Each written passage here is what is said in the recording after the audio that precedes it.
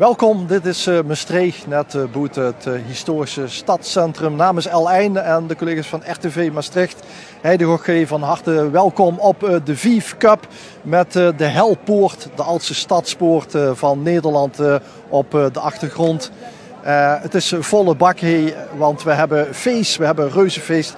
We hebben reuzenstoet vandaag, de 11e editie. 34 reuzen trekken hier door de binnenstad van Maastricht. Allemaal georganiseerd door het Reuzengilde Gigantjes. En er is Bastiaan Klomp van. Bastiaan, goedemiddag, welkom. Ja, dich welkom in Maastricht. Ja, we zien er hier.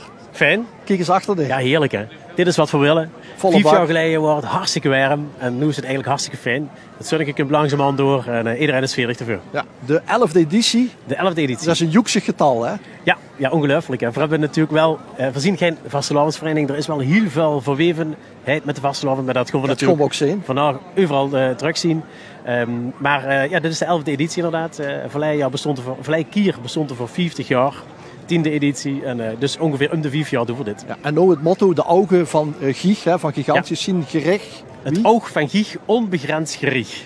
Ja, en dan zit je het over, ze vernoemen de ogen van Gich, die natuurlijk 6 meter hoog over de loert. Ook een beetje vernoemd zien oogpunt, zal ik zeggen. En het onbegrensde, dat zit je het over, niet het alledagelijks, dus je kunt het op verschillende manieren interpreteren. Maar ook bijvoorbeeld dat we over de grenzen heen kunnen kijken. Dus dat zien we vandaag allemaal terug. We gaan regionaal, we gaan echt naar Maastricht voor een jaar meer te zien. En de blijde inkomst van Karel V en Philips II. Nou, we gaan het zien. Maar je zit al in de dag bezig. Gisteren al? Ja, gisteren waren de kinderstoet, wie we dat noemen. Dat hebben we in 2019 voor de eerste keer gedaan. Dat zijn we les gaan geven op alle basisscholen in Maastricht. En dan hebben de kinderen gevraagd om ook een reus te bouwen. Maar dan wel van allemaal gebruikt materiaal. Dus allemaal recycled materiaal. We hebben gisteren een kleine stoet metgehouden. En ze hadden de vrijheid om onderwerpen te kiezen? Ja, het moest wel een verhaal zien. Hè? Dus het moest wel ergens op sloon.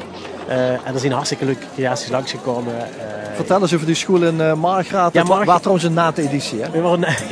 Nu is het terug, maar gisteren waren de nate-editie. Maar dat heeft de kinderen niet, heeft het plezier bij de kinderen niet weggenomen. Ik zoek een mannekepis. Ja, dat zijn de reuzen van Gerardsbergen. Die waren gisteren al, die hebben nog metgelopen met ons in een babbekepis zitten. Dus de oude Est de Brusselse versie mannekepis. Tussen de kinderen met z'n plassen en al wat kinderen. Maar vertel even, die school in Margraat. Ja, de sjaal heet Maurice Roos. En dat is vernoemd naar een soldaat die op het Amerikaans kerkhof in Margraat ligt. En die hebben ze ook nagebouwd. Maurice en daarneven ook Roos nagebouwd. Dat waren 2 reuzen. 2 reusjes.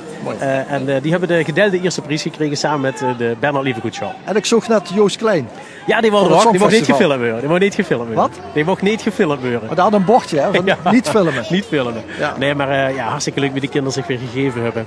En waren hartstikke leuk om de editie. En zo geven we voor de cultuur natuurlijk door. Daar moeten we Limburg eigenlijk altijd rekening mee houden. De jeugd heeft de toekomst, we zeggen het in Sudex. En gisteren waren een hartstikke goed voorbeeld ervan. Ja, Gigantjes liep ook mee, zag ik al heel even in de flits. Maar die komt nou dadelijk gans op het Int. Ja. Je hebt 4 reuzen in de stad. Ja. En die komen ook alle 5 zien. Alle 5 komen ze zien. Maar als ik die kinderen zie, dan komen er misschien nog meer bij. Laten we het hopen. Want we zien zo vrij in Europa om gewoon een reus op te richten. Dat mag. Ja, dat mag. Dat is, ze gaan papieren, gaan vergunningen, gaan diploma's. Ze worden wel deks gedurpt. Dus ingeschreven in het stadsregister. Zo is bijvoorbeeld Gigantjes heet als Meter Valuas. Guntruds, ik zeg het fout. Ja. De Venloze reuzin. De vrouw van Fluas. De vrouw van Fluas, ja. Dat zien we trouwens in beelden van 1977. Toen is het begonnen. Ja, toen is het in Limburg begonnen. Ja. Volgens mij in 1923. Hè.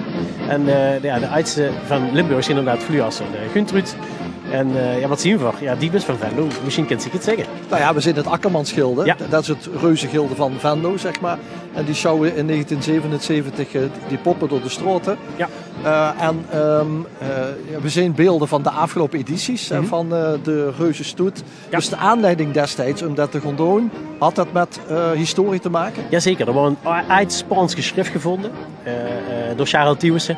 En dat is in een groepje strabenders. Dat waren de jeugd, carnavalsociëteit in het Dingenhoes. De oude oppers en prinsen van de strabenders die dachten, we gaan dat verhaal uitbeelden. En die hebben een eerste reus gebouwd, daarna een verbeterde. Dat is eigenlijk het concept van Gigantjes geworden. Een uitgeschrift dat vertelde over de blijde inkomst van Karel V en Philips II. Want dat werd doorgespeeld. Eigenlijk wat we vandaag zien en wat we hier in de oude beelden zien uit de historie, het is een spel. Ja, het is een spel, het is eigenlijk een verhaal. En dat verhaal dat vertelt natuurlijk de oorsprong van de stadsreus gigantisch die eigenlijk de macht aan het volk uitbeeldt. Dat spelen we eigenlijk iedere keer weer. In de 5 jaar komt dat in een ander jasje komt dat terug. Want dat is echt gebeurd. In 1950 kwam Karel V naar Maastricht. Die kwam zijn zoon Philips II voorstellen. Die was er ook bij. Ja, die wou, dat zien we straks ook weer. Hè. Ja. Die wou wat meer grip op zijn riek krijgen. En die bezocht Maastricht, maar ook andere steden in Limburg. Maar het volk van Maastricht hadden een reus gebouwd. Ja, maar eigenlijk een soort protestreus. Dus die dachten we welkom, maar even voor de duidelijkheid. Er zijn net 2 hier, want daar 2 poppen in zijn tas. Maar veel zien de baas. De Maastrichtse gildes, de Maastrichtse volken zijn de baas. Want die 2 poppen, dat heeft te maken met de tweeherigheid van Maastricht. Maastricht waren van 2 heren. Nou, 2 heren. De prins-bisschop van Luik en de hertog van Brabant. Die komen straks ook. Ja. Dus we zien eigenlijk het ganse verhaal. Ja, we zullen het zien. Het trekt alles voorbij. Dus volgens mij gaat iedereen ervan genieten. Ja. Maar die blijde inkomsten hebben ook weer rechtstreeks met de vastelovend van Maastricht te maken, toch? Ja, dat is heel vroeger. Is dat door de Mommensociëteit onder andere naar voren gebracht. Dus daar ligt die oorsprong ook weer. En de zus alweer, het gaat allemaal in elkaar over. Nou goed, in het verhaal zo meteen laten we ook zien wat de oude vastelovendstradities zien. Verschillende verenigingen binnen het buitenland. Jokers uit Venlo zijn met de boerenbroelof. De Galse boerenbroelof is metgekomen naar Maastricht. De Schwelcup uit Mainz, de Rode Funke uit Kullen. Daar komt van alles chics langs vandaag. Ja, we gaan het allemaal zien en beleven. De genoemde Venlo al. Ja. Dat zijn de oudste reuzen van gans Nederland. Ja. Ja? Omdat dat ook in stadsrekeningen zeg maar, terug is gekomen. We zijn trouwens beeld uit 1923. Ja. Er komen Fluas en Guntrud met het Akkermansschilde ook. Voor op de muziekkapel, de vendelier en degene die de 2 poppen moet begeleiden. Dat gaat nu altijd nog zo. Het zijn lauwpop, daar zitten mensen onder. En eigenlijk presenteren ze door op de markt voor het stadhuis een nieuwe koning. Dat is trouwens gisteravond ook weer. Ze hebben vogelscheten gehad, koningvogelscheten. Dus de nieuwe koning is erbij. Met een kroon nog altijd en zijn staf. Dus in de oude beelden van 1923 gaan we dat straks terugzien. Want 5 jaar geleden deden de poppen mee op een aanhangwagen. Ja, liepen ze met een wagen. Ja. En nu is het Akkermansschilder er zelf. Nu zien ze er wel bij. Ja. Chic. Begonnen naartoe. Het motto dat we over de grenzen heen kijken. We hebben internationaal gezelschappen erbij. Wie organiseert je dat? Want die mensen die poppen moeten ergens naartoe. Er zijn ontzettend veel peert vandaag in de optocht. Ja, dat is ongelooflijk. Die zag ongeveer 35 reuzen, maar er zijn ook kleine reusjes. Er loopt van alles bij, dus misschien zien het er wel niet. En ik denk tussen de 1500 en 2000, voor hebben ze niet geteld, op figuranten. 80 groepen, die allemaal gaan adels uitbeelden, muziekkorpsen, van goochelaren tot, noem maar op, wat we allemaal anders voorbij zien trekken. Wie organiseren voor dat volgste? Ja, voor beginnen met een script, een thema, een verhaallijn. Er zit een ganse club die zich daarmee bezighoudt. En dan gaan ze op zoek naar groepen die daarbij passen. En natuurlijk hebben we weer heel veel contact met heel veel verschillende groepen in Europa. In september gaat de stadsreus naar Barcelona. Samen met Stuf uit Remund. En ook de vriend van Gerardsbergen die gisteren al heen waren, die gaan nog naar Barcelona. Dus zo zijn we al op verschillende plaatsen geweest. En dan kun je ook een beetje kijken wie organiseren die het. En kunnen we daar ideeën van overnemen. Ja, zo werkt dat inderdaad in de reuzenwereld. In de gigantische reuzenwereld. Maar met zoveel reuzen in Europa kunnen ze eigenlijk om de 5 jaar weer een nieuwe stoet bouwen. Hè? Dat ze niet zeggen, dit kunnen we al. Of dat hebben we al eens gezien. Nee, 5 jaar geleden waren bijvoorbeeld een paar reuzen uit Catalonië. Die misschien kunnen de luiden zich nog wel rappelleren. De adelaar, die gouden adelaar, prachtige reus. Die hebben we 2 keer achter elkaar gehad. En nu zien we weer op zoek naar andere beelden. Zodat ze het ook afwisselend blijven. Dit is maar 1 keer in de 5 jaar. Maar er wordt wel afwisseling zien. Ja, want er zijn in die 5 jaar ook wel een paar nieuwe reuzen bijgekomen. Die gaan we ook zien, volgens mij. Klopt. Het belooft in ieder geval een zeer interessante stoet te weren. En dat is niet maar zomaar voor de leuk. Er zit een boodschap bij. Er zit een opdracht bij. De kunt er wat van leren, toch? Just de wind. Zo willen we de mensen dat gewoon brengen. Waar gaan we op wachten? We krijgen als eerste Hermenie de Ster. Ja, ik huur ze al op de achtergrond. Ik huur de dikke Gimal. De koninklijke Hermenie de Ster is het. Eigenlijk 2 Hermenieën die bien zien gevolgen op een bepaald moment. En 4 nummers zijn misschien ook wel de O. Ja. En die openen de stoet. Ja, en dit ga je ook meetrekken? Ja, gans op het laatste ga ik diep bedanken en een hele fijne dag wensen. Maar dan ga ik terug naar de markt. En dan loop ik met de stadsreus met. Prachtig kostuum. Ja, prachtig hè. Dit draag ik nu 21 jaar. En daarvoor was het van Peter Schreijen. die eigenlijk sowieso de afgelopen 2 edities samen met die gepresenteerd heeft. Peter heet spietig genoeg, gaat meuten met zijn gezondheid. Dus vanaf deze plaats, Peter, veel courage en veel beterschap gewend. Ja. En ik hoop dat ze met loers vandaag. We gaan het pesthoes binnen, niet bang, we werden niet krank. Dat is een theatertje hier tegenover. Logisch ook dat nog buiten de stadspoort, een paar meter. En we gaan commentaar geven bij de prachtige muziekverenigingen en de reuzengildes die hier voorbij kunnen komen. Namens RTV Maastricht en L1 wens ik ook een fijne middag hier live vanaf de VIF Cup.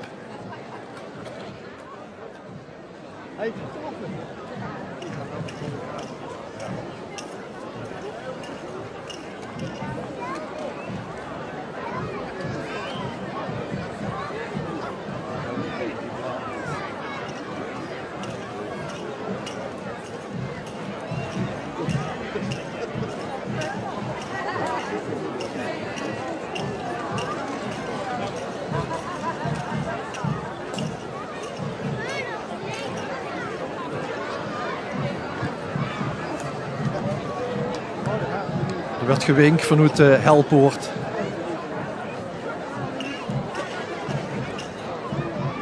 (13e eeuw is de Helpoort van. Dat is eigenlijk een oude meulen, hè? Is een oude meulen? Ja, de Helpoort, de echte Helpoort, of de pesthoes. De pesthoes is een oude meulen. Ja, waar we in zitten, ja, dat is een oude meulen. Hier links, dat witte gebouw. Ja. Want we zitten vlak bij de Jeker, waar de Jeker de Maas in struimt.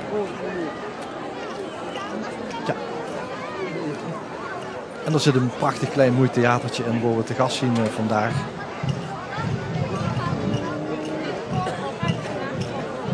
En iedereen heeft zich een plaatsje gezocht in de stad, hè. Dat is hoe ze dat doen.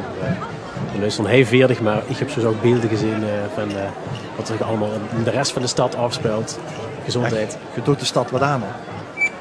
Ja, het is ongelooflijk. Maar het leuke is, omdat het maar één keer in de 5 jaar is, leven ook echt iedereen er naartoe. Lorenz van der Lui. Die kinderen lekker nog spelen op de kanonnen. En de winkels zien toe. Dat is ook altijd een mooie discussie. Voor, ja, daar is het laatste woord nog niet over gezegd. Ja. Altijd met heiligdomsvaart en met de reuzenstoet. Ja, hè? En de meningen zien erover verdeeld. Ik zal maar zeggen, er zien voor- en tegenstanders. Maar kijk eens aan, daar komt de koninklijk. Dat bespreken we een keer met de gemeenteraad. Die komen straks ook voorbij. 1825, Bastiaan. Ja, inderdaad een samenvoeging van twee prachtige hemmen die Maastricht koos. En zie traditioneel openen ze onze stoet. En heerlijk als je die muziek hoort. En dan gaat toch eigenlijk iedere Limburger gaat het kietelen. En krijg je voor je vrij. En de ster, dat is nou eenmaal een onderdeel van het stadswapen van Maastricht. Ja. Ook al eeuwen. Ja, de ster die staat ook in het wapen en inderdaad in de vlag van Maastricht. Goed, met een groene ster. Daar komen ze hier, de oude van Maastricht.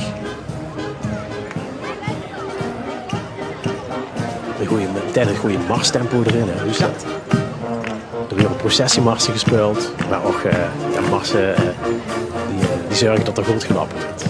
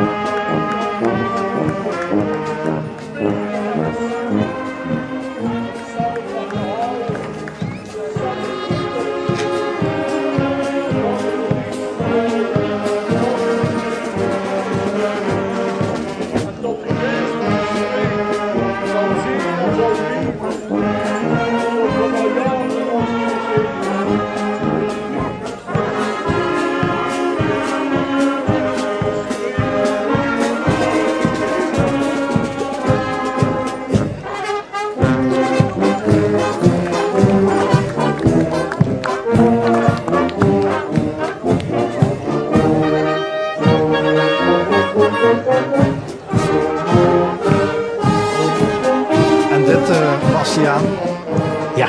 Is het standbeeld eigenlijk hè, van Fons Olterdissen. Fons Olterdissen, gespeeld door Jan Jans. Ja, Fons Olterdissen was natuurlijk een hele typische Maastrichtse neer die een riek nalatenschap na heeft gelaten.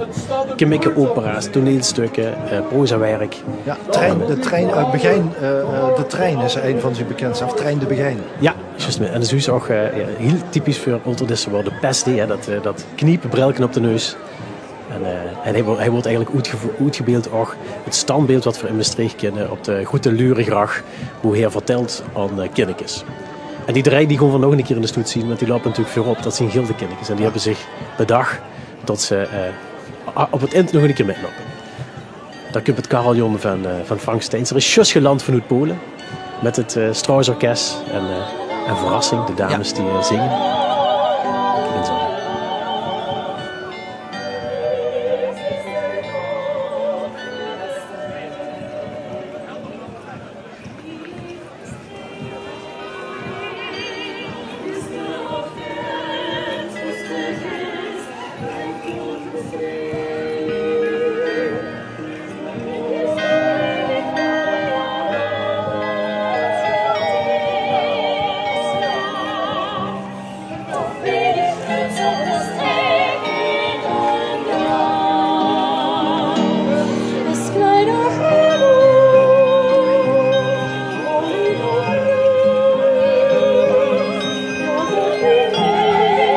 Steins. Dus net terug met Rieu uit Polen. Het is de enige riende bijaardorkest wat we hebben. Ja, en het is een narrenschip. Het narrenschip, de anarchie. En we kunnen dat beter uitbeelden als Erik Jaspers en de aspergepiepers natuurlijk. Want we zien bij hoofdstuk 1, hè? Ja. We gaan terug naar de oorsprong van de Vastelovend. Ja. En het narrenschip is al heel oud, uit de middeleeuwen. Is het verhaal van een schip dat vanuit Cornelie Münster, dat toen nog Inda heette, door de Eurregio trok en via Maastricht ook kwam. Hè? Ja, klopt. Iets anders. Ze hebben er zin in, volgens mij. Helemaal compleet, ja. Wie van het wie zou het zien? Ja. Een van die. En zij kondigen dan de Vastelovend aan. Of ja, in de tijd dat gebeurde, broken er overal waar zij kwamen met een narrenschip, carres navalis. Hè? Ze denken dat carnaval dan overnumd is. Dus scheepswagen. Overal broken er feesten los. Ja, en zag meteen eigenlijk als eerste woord, de wereld, die is van ons. Ja, dat zegt eigenlijk alles. Dat ze zich dat toe-eigent. Ja. De grenzen zijn open, staat op de wagen. Daar komen ze aan. En dat geeft eigenlijk ook wel aan dat de carnavalstraditie, dat die vrij oud is, omdat die narrenschepen eigenlijk toch door de grote kunstenaars ook overal zien gebroken en afgebeeld. Ja. Ik denk aan Jeroen Bos.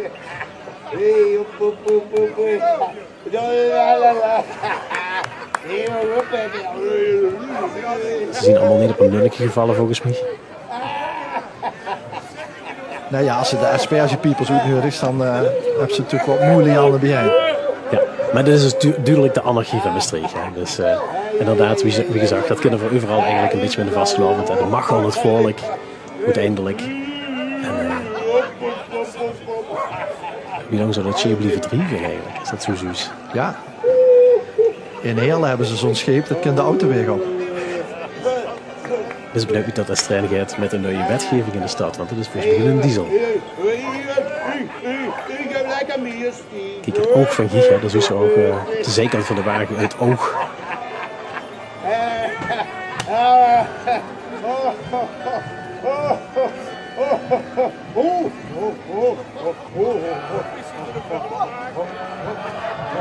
Het middeleeuws carnavalsleven komt er achteraan, hè? Ja, de nar. En we kennen niet zonder die narren.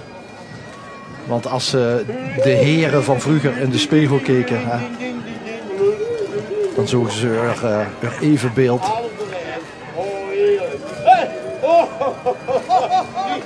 Ja, de nar die op het Wienvaart staat, die we juist al kort in beeld zagen, dat is de stadshoeglustigheid van het verleden. Ja, Stefan Giebels, die mag op het Wienvaart staan. Dus de monniken nog, voor en bedeleers. De vastelovende Maastricht gaat echt over de chariteit, hè, dus het goed doen, elkaar omloeren. Dat wordt hij ook een beetje uitgebeeld door deze groep en degene die erna komen.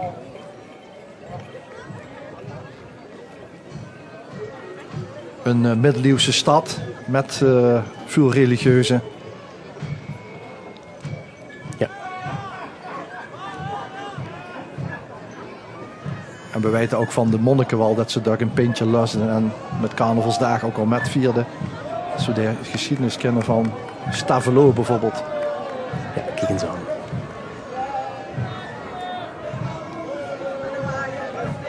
Ja, Stavelo is natuurlijk ook een prachtig. Kijk daar tussen de nar op het bienenvaat. Stefan zelf. Bereid lachend.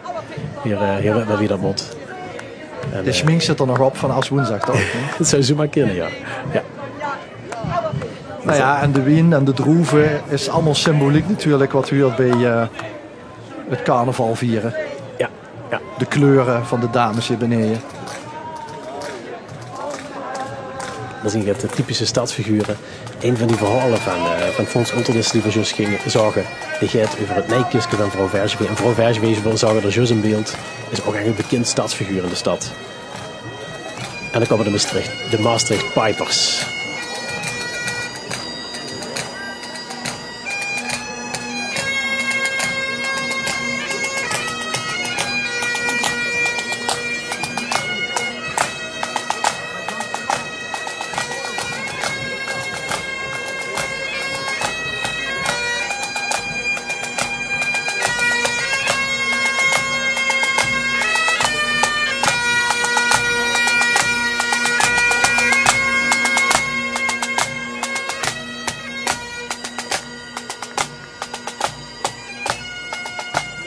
Ja, dat narrenschip stond natuurlijk symbool voor het aankondigen van de carnavalsdag in een groot deel van Europa.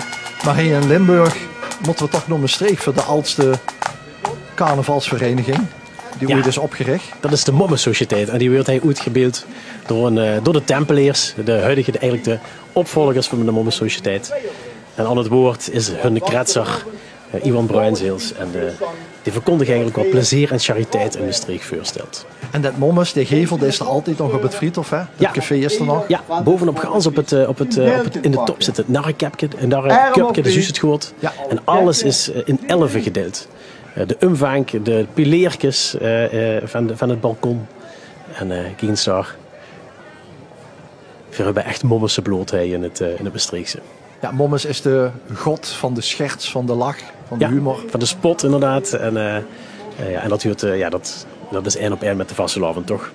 Dit is Mazeik, Bastiaan. Ja. Want ik zie de knapkoek, die hebben we goed gedeeld. Ja. Dat is een hele chique groep. En ik ben benieuwd of ze ook keukjes uitdelen. Ze hebben mandjes bezig. Ja. En die pilaarvormige mutsen, dat zien natuurlijk de logen en knapkook die van groot naar klein bovenop de koppen zitten bij de groep uit Mazeik. Knapkook is een Mazeiks product. Ja. Eigenlijk een soort scheepsvoedsel, hè, want dat was lang houdbaar. Wie Mazeik nog een echte haven had. Ja, en wat ze zeggen, na het eten van zo'n knapkoekje zien de bijwerkingen een grote glimlach en een intens gelukkig gevoel. Dat is gans normaal, zeggen ze zelf. Een prachtige anekdote natuurlijk en een goede lekkernij. En de reus Riddaard van Heppeneert, uit Mazeik. Eigenlijk een kaartridder. En die kaarten zitten op de achterkant van deze reus. Ja. Ook beroemd is de conferentie van Pater Sangers over de knapkook. Hier is de kaartridder op de achtergrond. We gaan naar Mainz. Schwelcup. Het zijn eigenlijk van die hele grote papier-maché cup, hè? Ja, ze zien eigenlijk niet meer weg te denken uit Mainz. De Schwelcup. Ze zeggen eigenlijk dat de Mainzer Schwelcup. En die zorgen voor de gemaskerde optocht in de stad. En iedere kop heeft een karakter en ook een naam, een eigen, hè? Ja, dat is het. Hè. Ze zien allemaal super karakteristiek. En echt een hele leuke groep om de bij te hebben. Ik kan me voorstellen dat iedereen er ook van plezier van krijgt als ze naar zijn loos. Prachtig om te zien. Daar hebben ze het babette, hè? Het boetsen hebben ze. Het vetmoek. Wie kennen ze natuurlijk niet helemaal door de kop. De handen bamboe. Het hennisje. En meteen erachteraan gaan we door naar Kullen. In Kullen kennen ze natuurlijk een hele goede carnavalstraditie. En die wordt hij uitgebeeld door de Rote Funke.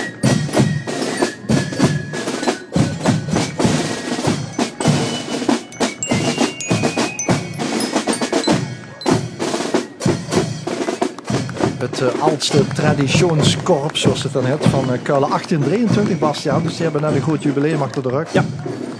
En het is een parodie hè, op een stadsgarde ook.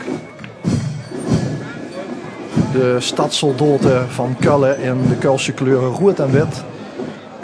Die eigenlijk door het Franse leger worden weggejaagd uit de stad. En later eigenlijk op een carnavaleske wijze weer zien geëerd. Ook omdat die uniformen natuurlijk ergens op de zolder logen. Ja, prachtig hè. En dat vonken zit hem in die muts hè? Ja. En die mutsjes die zien gisteren al door mijn streek getrokken. Velden hebben ze al op de straat gezien. Ze hebben er een gezellig weekend van gemaakt. Laat dat maar duidelijk zien. En de beeromzet is verdubbeld, heb ik gehoord. Ik kan me er van alles bij voorstellen.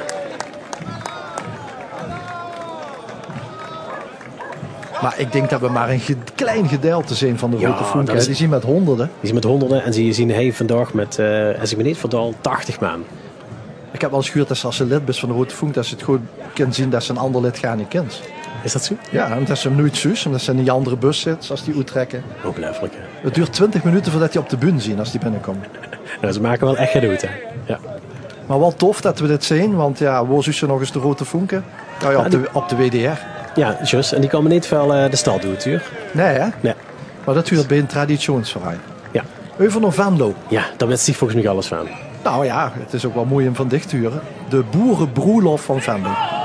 Ja, prachtig. Och, met een hele, ik denk minimaal 2 bussen zien ze naar Maastricht gekomen. Dit is de boerenbroelof en dat is natuurlijk dit jaar door de Molukse gemeenschap van Venlo wordt dat uitgebeeld. Ja, en die zijn verenigd onder de Kwante Kakatoe. En ze hebben een eigen liedje en dat heet Samen Dansen. En dat zingen ze heen. Het boerenbroedspaar Denise Riri Hatuela en Hermi Saoleka. De Molukse gemeenschap uit Venlo die dus dit jaar de boerenbroelof organiseert. En ieder jaar kreeg onder de vlag van Jokers, een andere club, toestemming om het spel te spelen. Want dat is het. Hè. We spelen eigenlijk, zal Maastricht en Herengodo, we spelen eigenlijk de boeren na. Hè? Ja. Als stadsbewoners. Ja, veel kennen de boerenbroelof niet zo goed in Maastricht. Dat is eigenlijk een traditie die veel niet hebben. Maar des te chiquer dat natuurlijk iedere stad zijn eigen traditie heeft.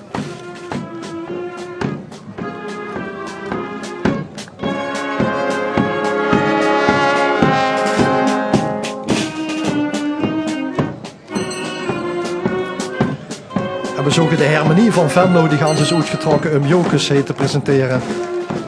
Ja, fantastisch. Hè. Het is voor hun van Vastelavondsgezelschap Jokers uit Venlo. Met bovenop natuurlijk Vors Joekjes ten 11e. En hun ceremoniemeester De Vallei natuurlijk. Prinswaas, Bram Holla. Ja. En zij zien van 1842. En net hadden we Momus en die waren van 1835. Hè? Ja. Ja, dat was Venlo begon over naar Maastricht, naar de Maastrichtse vastelavondtraditie. Hij komen de gofies. Dat zijn 2 van die reuzen, maar die openen altijd ook in Maastricht de vastelavondsoptocht. En die gaan bij ook voorop dan ook. Wat is het eigenlijk? Om de weg te bereiden of om dat iedereen proper door de vastelavondsdag heen moet? Of wat is het idee? Ik denk alle 2. Ja, die worden hij vooruit geholpen door de Mallebergers, een vastelavondsvereniging uit Malberg en Kaberg. En daarmee openen ze eigenlijk dit stukje. En nou dat denk ik een heel belangrijk onderdeel van de vastelavondstraditie. Maar die gofies is een scheldnaam hè? Ja, de gofies, dat zijn eigenlijk de politie. Hè. We noemen die gofies. Ja. Wie ze in België de flikken heten. Ja. Dat kennen we de gofies. Dat is het garderegiment de Kachelpiepers. En dat zien natuurlijk echt een onderdeel van de vastelavondstraditie. En ik denk dat we eerst even naar zo'n lust.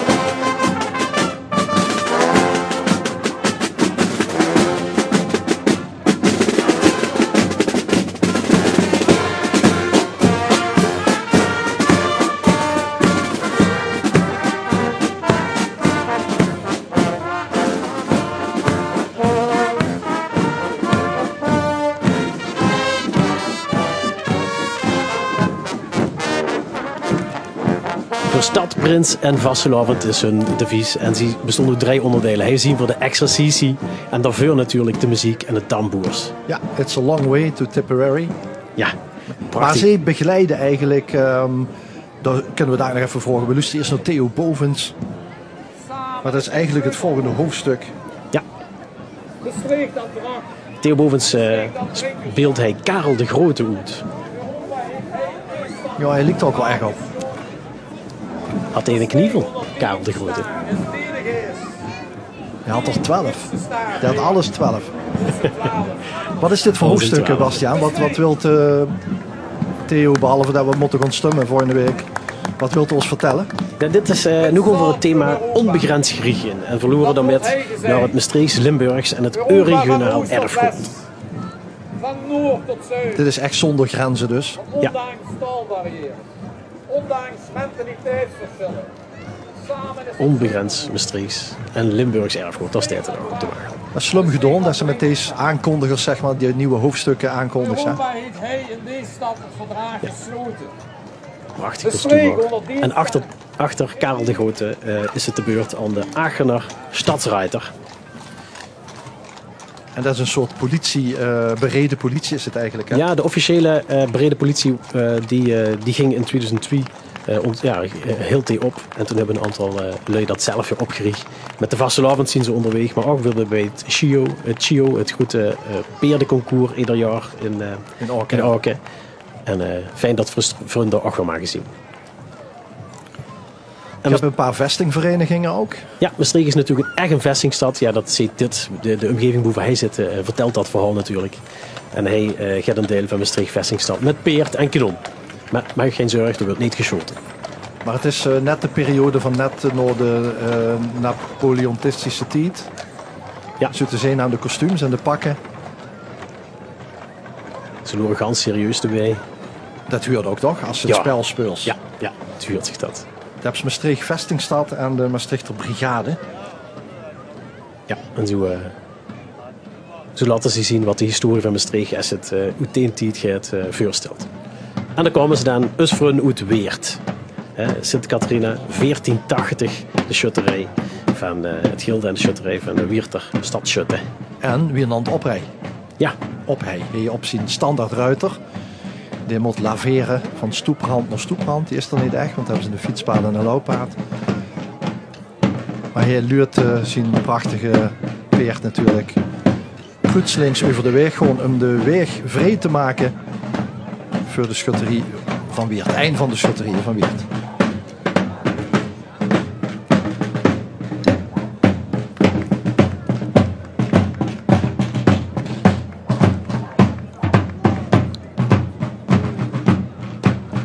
Koning.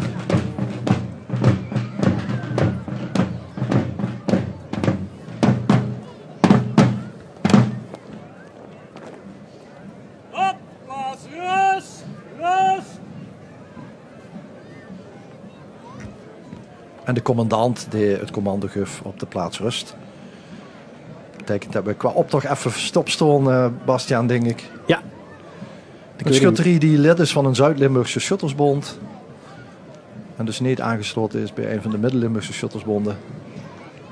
En hij altijd in historische uniform door de straat trekken, ook met het Oud-Limburgs Schuttersfeest. Dit is de prachtige schutters. De vogel, de koningsvogel, die de koning op de rechterhand moet dragen. En hij heeft zijn eigen koningsplaten om. Ja, er komen een aantal schutterijen langs. Hè. Zelfs tot in Brabant aan toe. Maar natuurlijk ook Limburgse. En handboogschutterij Maastricht zien we zo meteen. Maar dit inderdaad in Weert wie het gaat. Er is aardig gaat te doen over het OLS dit jaar. Maar op 7 juli kun je het dan toch te van. Hè? Ja. We hadden een Oud-Limburgs Schuttersfeest in Nederweert moeten hebben. Maar we gaan toch nog doen raden. De gemeente Beekdalen. Dat zal net zo chic zien. De koning, dat gaat alweer. Ik kost bijna zien de naam lezen, dat is natuurlijk het belangrijkste. En ik adviseer iedereen die een koning tegenkomt, een brief met die fikken van het koningszilver af. Want dat is prachtig gepoetst. En dat hoort allemaal prachtig uit te zijn. Wat vandaag niet, maar normaal doen dit soort mensen met in wedstrijden. En als er dan vetvlekken op het zilver zitten, is dat niet goed. Dat duurt zich niet. Hè? Je ziet de stadswapens van Weert. Ja. Met de 3 hoornen van Hoornes. En dan krijgen we een reus uit België, Bastiaan. Ja, Mercator. Als het over een onbegrensd gaat, dan is Reus Mercator natuurlijk een perfect gekozen in het thema. Gerard de Kremer, geboren op 5 maart 1512 in het pittoreske dorpje Ruppelmonde, jus aan de Schelde onder Antwerpen. Die heeft een uitvinding gedaan. de instrumentmaker en gravuur. En eigenlijk wordt er nog steeds gebruikt, die Mercator-projectie, voor GPS-systemen die we vandaag de dag gebruiken. En dat is toch met gelopen de prachtige reus en de gedragen reus, dus die dans. In Duisburg, waar hij is overleden, hebben ze ook zo'n klein museum. Waar ze al die oude kaarten en globes van Gerard de Kremerzus. Ja. Ja, prachtig. Kijk, dat op het nachtwacht heel door bergend op het. Ze beelden natuurlijk dat prachtige schilderij uit. Maar ze zien ook gewoon natuurlijk een schutterij. En doen met andere verschillende shuttersfeesten in Limburg. Maar chic dat ze weer op de band zien. Ze hebben een aantal jaren lessen gehad. Maar ze zien weer het beroep. Ze worden ook overal gevraagd en uitgebeeld. En dat beelden ze prachtig. Dat kunstwerk van Rembrandt doet. Het lopende schilderij uit 1642. Dat we normaal moeten zien in het Rijksmuseum in Amsterdam. Kunnen we hier zelf aanschouwen. Kijk wie ze met die pulkens omgaan. We kennen die goed. Bergend op Leid. Prachtig. Met kapitein Frans Banning-Kok en luitenant Willem van Ruitenburg. En alle andere nachtwachters. En de Kielef, ook erbij. Het is tijd ook op het schilderij. Nog achteraan, een Maastrichtse groep uit 1408. Ja, we kijken naar de Maastrichtse shutters-historie. De Sint-Sebastiane, wie van zij noemen. Die wordt opgericht. Vroeger en zien op een bepaald moment weer op een nieuws herleven in de 19e eeuw. En die schieten dus met de handboog. Ja, die had ze hier op die Helpoort, kostte die goed gebroken natuurlijk. Ja, en dan had ze wel goed zich om te kijken wat er allemaal achter zich aan kwam. Ja. Dat waren een hele techniek, want we hebben natuurlijk eeuwen gehad dat ze met keugel en geweren en met kolven niet echt heel wiet kwamen. Ze niet effect kosten hebben. En die handbogen die kwamen dan goed van schut. Maar dat raakt natuurlijk ook uit de moorden. Ja. Dus wel mooi dat we ze nog kunnen zien. Ja, dan kunnen we een groep achteraan die nog veel deze helemaal niet lukt. Die het verhaal van D'Artagnan uitbeeldt. Dit jaar wou een speul in Maastricht. Le Tombeau de D'Artagnan, eigenlijk een speul ter ere van de 350e sterfdag van D'Artagnan. En die groep, die loopt er prachtig bij. Dat is de zangvereniging Maas en Neker. Met ook volkslied. Het echte volkslied, precies, die komt nog heel achteraan. Dan zie je wat wel leuk is om te noemen, de achterlip de vrede, la paix, de vrede in het Gries. Die speelde Verleia ook met in dat stuk. Is dat de engel? Dat is niet de engel, de echte stadsengel die komt. Nee, maar die liep op de engel, die Grieze engel dan. Ja, precies. Kijk, de engel is natuurlijk diks. In heel veel verhalen is dat, wie van nu zouden zeggen, misschien wel in Zwitserland. Hè. Dus die staat tussen de lui en probeert de rust te bewaren. Kom, we luisteren een beetje volkslied, anders krijgen we op ons knungels.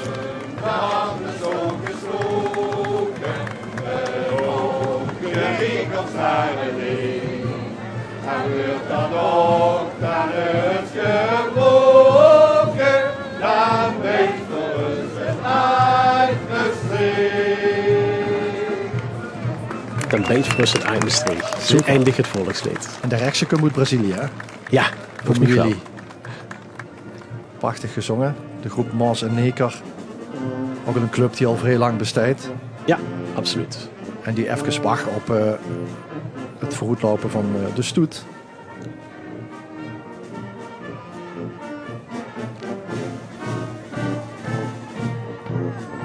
Alex Meijden, een oud-wethouder. Lup in het midden. Een zingende wethouder was dat. Mooi. Ja. En speulende wethouder, want hier speelde ook vuil met in producties in Maastricht. Altijd goed, hè? Wethouders die met vuut in het culturele leven staan. Ja. Of het sociale leven is ook goed. Dit is die mevrouw die sticht bedoelt. Ja, precies. En wie we dat kennen in Torren, in IJsden, waar hij ook een aantal weken die ook een dubbele harmonie hebben. Zo gezien voor hij een van de twee harmonieën uit hier, de Koninklijke, en we hebben ook nog Heren vooruit, maar dit is de Koninklijke harmonie van hier.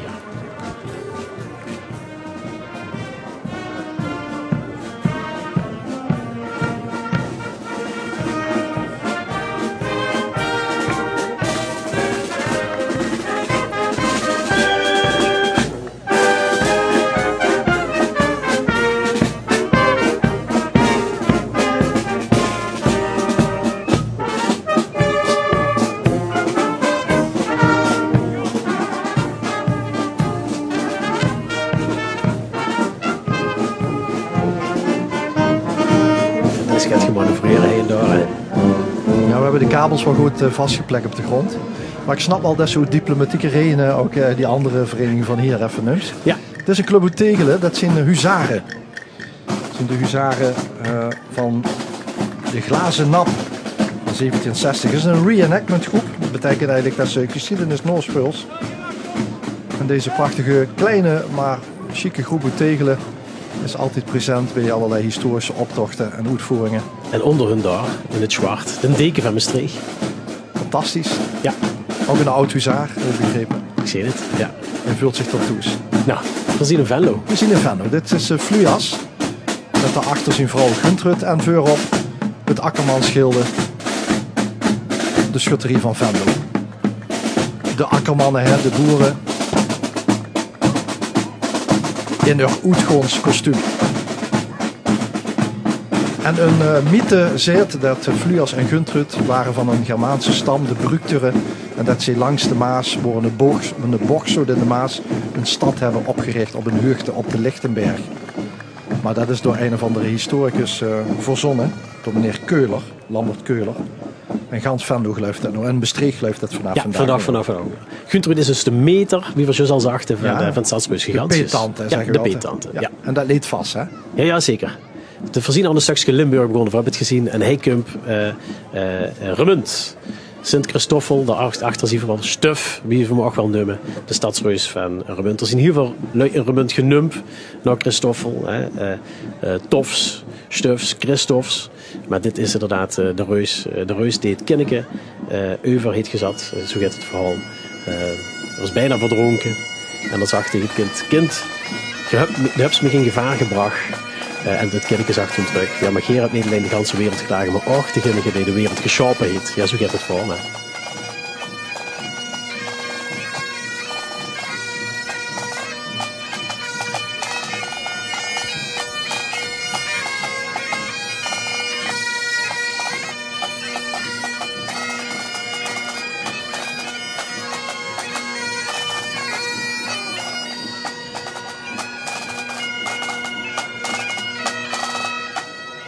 De beschermheilige van alle reizigers, Sint-Christoffel. Opgericht wie Remund 750 jaar bestond, 1982.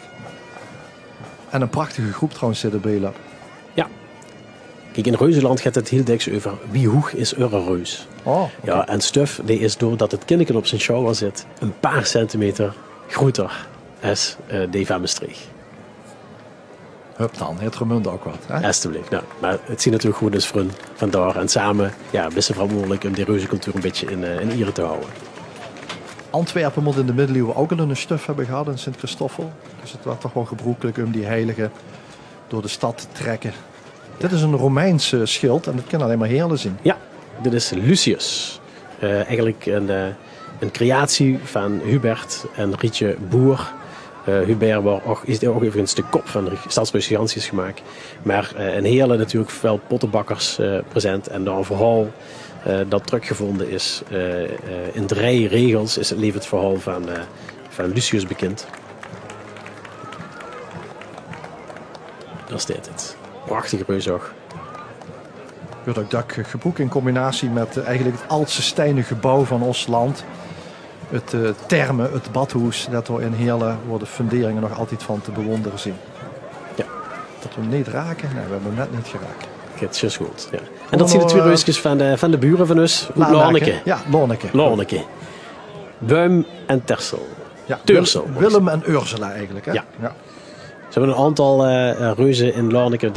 Dit keer deze 2 reuzen metgenomen. Ze waren nog Jean en Joe en Vincent van Gogh junior. Maar ook leuk dat zie hij met ons metlopen. Het boerenpaar. Ze hebben ook nieuwe kleren gekregen aan de BH van Tursel. Die heeft nogal wat aandacht gehad in de media. Wie weet zich dat?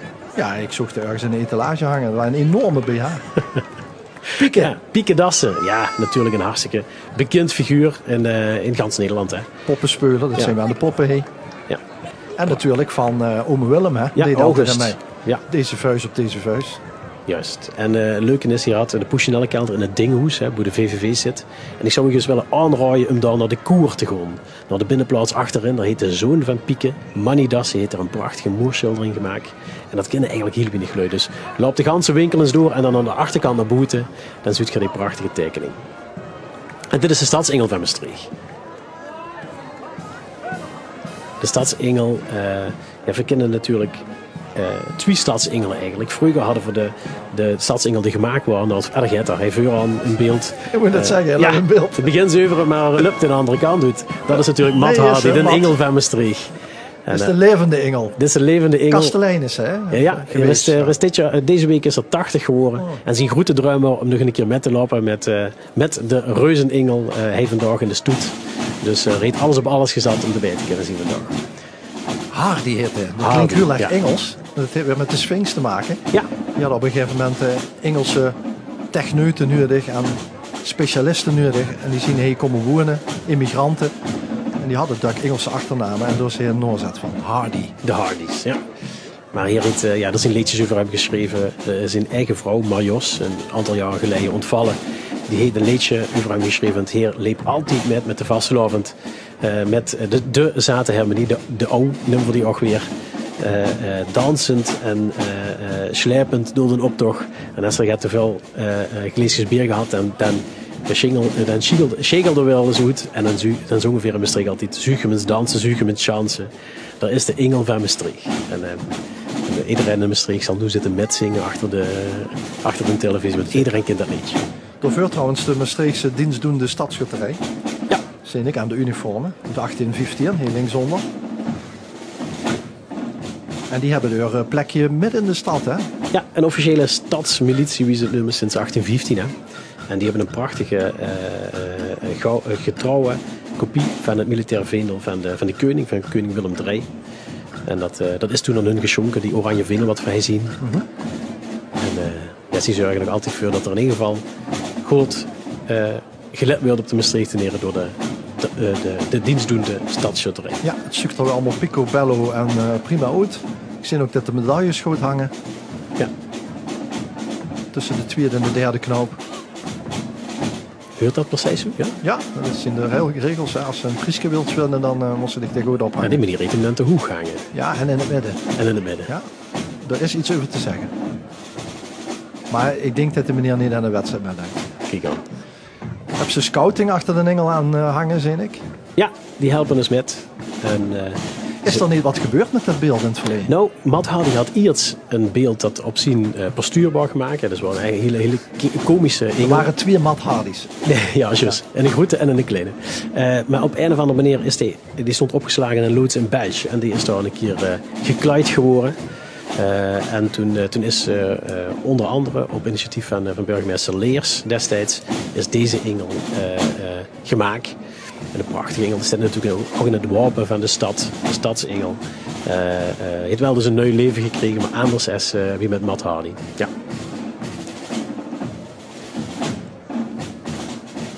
Kijk eens allemaal een volg op de benen. Ja.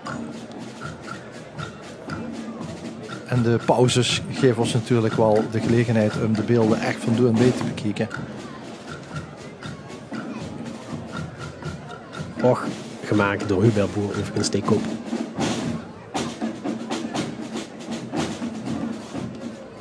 Dat was een hele leuke mens. Die heeft een beheerder voor heel veel schoen stukken gezorgd. En dat was natuurlijk de kunst om te zorgen dat zo'n kop niet top schoen wordt. Hè. Dus die was van heel licht materiaal gemaakt. Maar natuurlijk ook moet het wel gaat kunnen hebben. Want als ze met zo'n kop in een tak van een boom tegenkomt, ze moet er niet meteen verrenoveerd worden. Dus, en Hubert had daar een speciale techniek voor.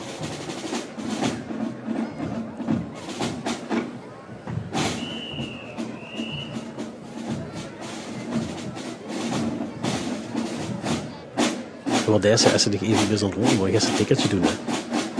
Nou ja, dat graasveld heel langs. Dit is al nat. Dan wink naar iedereen. Onze lieve vrouwenwal is altijd handig ervoor. Wie oud is ze zetten het wel? Dat is 80 geworden 80, deze week. Ja. Maar proficiat. Ja. Er heeft ook de antiekmerk de Tongeren opgericht. En dat voor een Maastricht te leren. Ja. Hoi. Ja. En de mensen van overal en van iedereen. Een groot hart voor de Charité nog altijd. Ja, wat is dat precies, chariteit? Ja, Charité gaat over elkaar omloeren. En, Op elkaar letten, Ja. sociaal zien. en de andere week in Maastricht die 2 harmonieën heet, is natuurlijk Boulder. Dit is de Blauw. Harmonie Wilhelmina. De Blauwe van Boulder.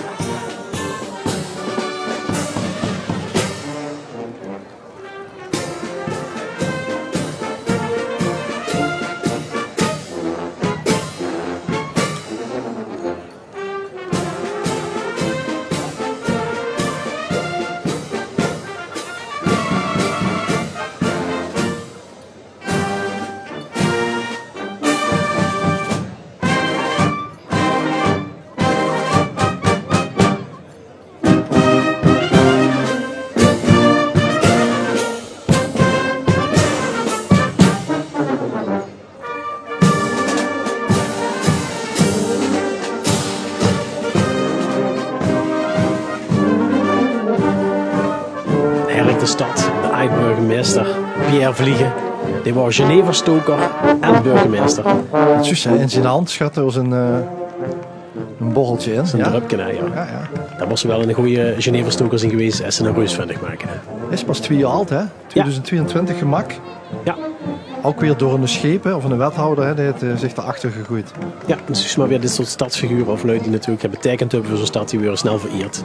Kijk daar, de Antwerpse snorrenknup. Ja, vertel me toch eens wat over. Of, Ja. ja, we moeten gewoon kijken, niet? Ja, dus laten we beginnen met de knievel. Ze hebben allemaal een knievel. Ze zien een jaar of 44, 46 uit. En dan zien natuurlijk meerdere snorrenclubs. Ze hebben ook ieder jaar een snor van het jaar. Wist je dat? Fantastisch. Daar moeten we een keer naartoe gaan. Ja, ze hebben een eigen land, hè. Ze hebben ook de nacht van de Antwerpse snorren, hebben ze Ja. ook. Maar ze hebben ook een eigen land. Ja? Dat is Snoravia. En dat is hij vlakbij. Een schiereilandje in de Maas. En de snorclub hebben wie gezegd ieder jaar een snor van het jaar. En dan zien een aantal bekenden. Wie Gilles Montagne, Tette Braak hebben gehad. En afgelopen jaar onze eigen Limburgse knievel, Theo Bovens natuurlijk. Netjes. En gezogen heeft ook een eigen reus door bij de Snorrenclub in Antwerpen. John heet hij, genoemd Ja. door een volkszanger. Ja. Dit is, Het is Hasselt. fantastisch. Ja, prachtig reus. Hè? Kijk, die ogen bewegen. Dat is toch heel leuk. Hè? Hasselt, Don Christophe, de zittende reus, die is dit jaar niet erbij. Die was Dat is de soldaat, hè? De die Spaanse zitten, soldaat. ja, die waren er 5 jaar geleden wel bij. Want dat is de Peter, de peetnonk van Gigantius. En die moet uit het museum gehaald worden. Maar Hasselt heeft nog een reus. En dat is de Korenaar. En die staat eigenlijk voor de promoties van de Wermebekkers. En dus Wermebekkers en de Wermebroedjes in de boek. In de Noven ook. In de Novo, ja.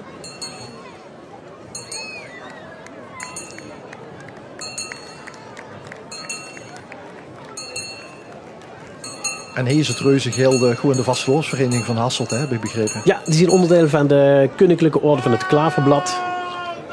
Aandacht, even luisteren. Ja, Uit het Belgische Hasselt is dat symbool voor de warme bakker en onze overheerlijke Limburgse vlaai. We zeggen het koord, we zeggen het koord. die heeft geen microfoon nodig, hè, de mens. Dat is een echte belleman. Echte bellenman, ja. Ja. Prachtig ook dat hele SUB loopt, hebben ze mooi gebouwd weer, Ja. de Korenaar. Ja, we gaan door naar deel 3. Zo meteen, van de stoet. Terwijl we nog even kijken naar de mechaniek. Ja, uiteindelijk is hij op en neer gewoon. Het een klein beetje leek op Via Reggio, op de vastloos optocht, waar ook wat meer beweging in de papier-maché poppen zit. Ja, prachtig hè. Zo kent ze ook in Nantes, hebben ze Royal Deluxe. Dat is ook stond toevallig afgelopen zaterdag in de Limburger. Veel Limburgers hebben dat vastgezien. Een grote afbeelding van Royal Deluxe. Dat is een straattheater eigenlijk. Met die enorme poppen aan die touwen Enorme, en zo. ja, prachtig. Echt installaties zien dat. En die maken op heel veel plaatsen in de wereld zien die te zien. Ze waren ook in 2018, toen eigenlijk Maastricht culturele hoofdstad moeten worden, waren ze in Leeuwarden erbij. Misschien kunnen de zich dat nog wel rappelleren. Toen wordt zelfs zo'n pop over de gracht in Leeuwarden Met zo'n getild. duikerspak. Ja, juist. Ja. Ja. Dus kijk, en dit is een Maastrichts look in de optocht. Dus. Ja. Abrahamslook. Abrahams. Dat leed aan de andere kant. Ja. Dus, En dan krijg je weer Genevicus van die burgemeester van Jus.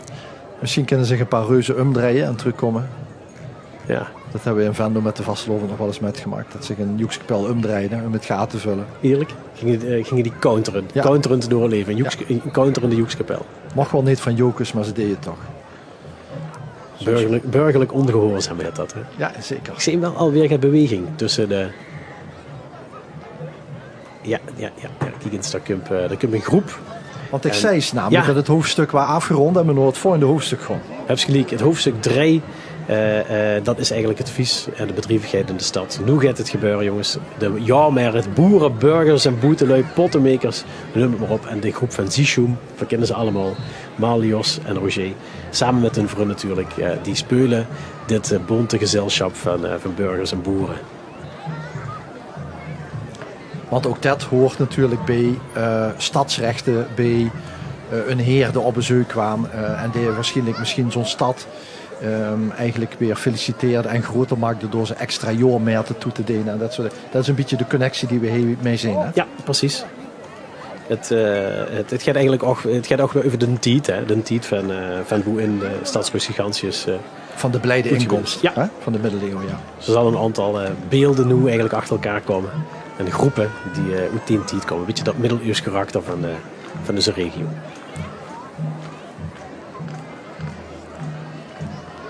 Ze brengen in ieder geval leven voor de mensen langs de kant.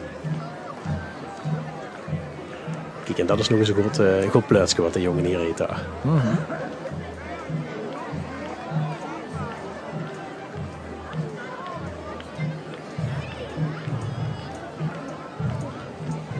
Want dan waren er natuurlijk wel wat los in de stad, hè, als er jaarmerkt waren. Ja, volgens mij was dat in die tijd wat we eigenlijk vandaag ook hebben, het feest van het jaar. Hè. Dan wordt het bal. Dan keek iedereen naar uit, haalde alles uit de kas. En dat leverde altijd veel inkomsten, hè, voor zo'n stad. Ja. Er wordt gereken op de straat en geschup. En dan zien we gewoon de wagen al komen.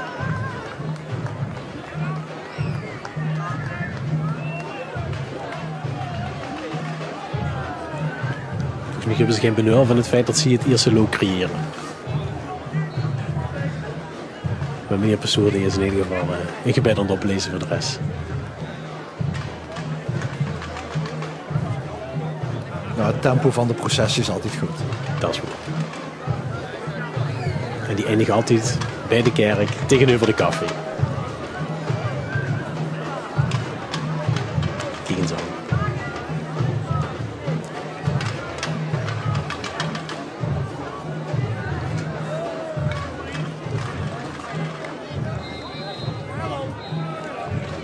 En dit thema, Tom, over ook heel veel circus zien. Hè. Dus daarachter zien we al gaat ballen door de log gewoon. En dat duurt natuurlijk ook bij die jaarmerkt. Iedereen die wat kost kwam erop af. Ja. Kunnen zich in de knapte verdienen.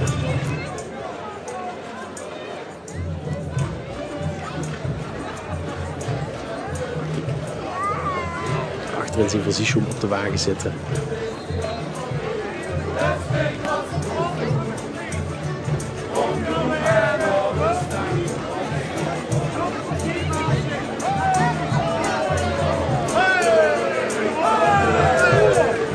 Die maken gaat van hun aan, zeggen we dan in Amsterdam.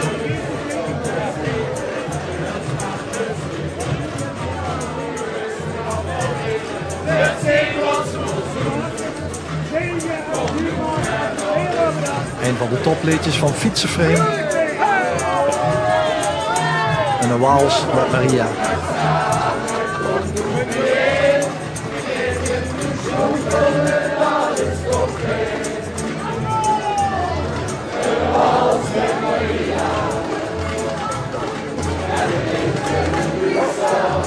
En zijn collega's door het been lopen en dan dacht ze, wie kunnen die zo heilig zien?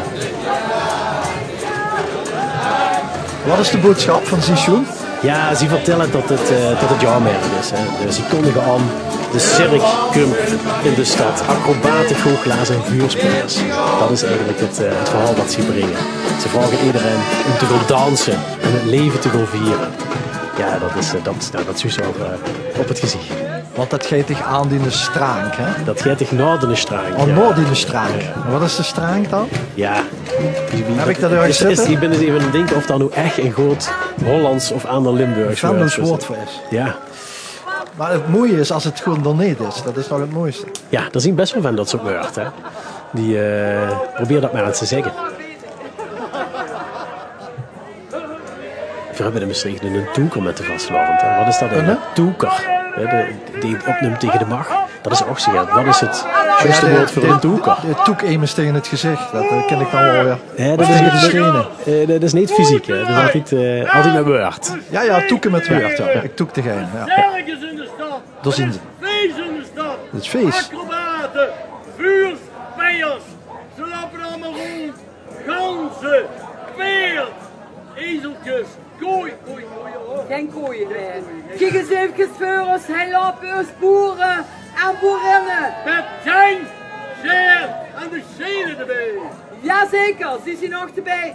En iedereen, de boeren en burgers, die hebben gezorgd voor een rijke oogst.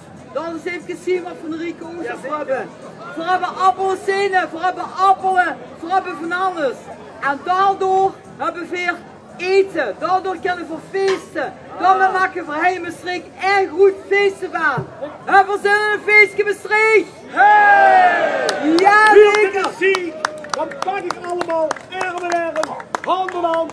Ook van die twee leuke lui van een kulof, pak ik arm in arm en zing met de step.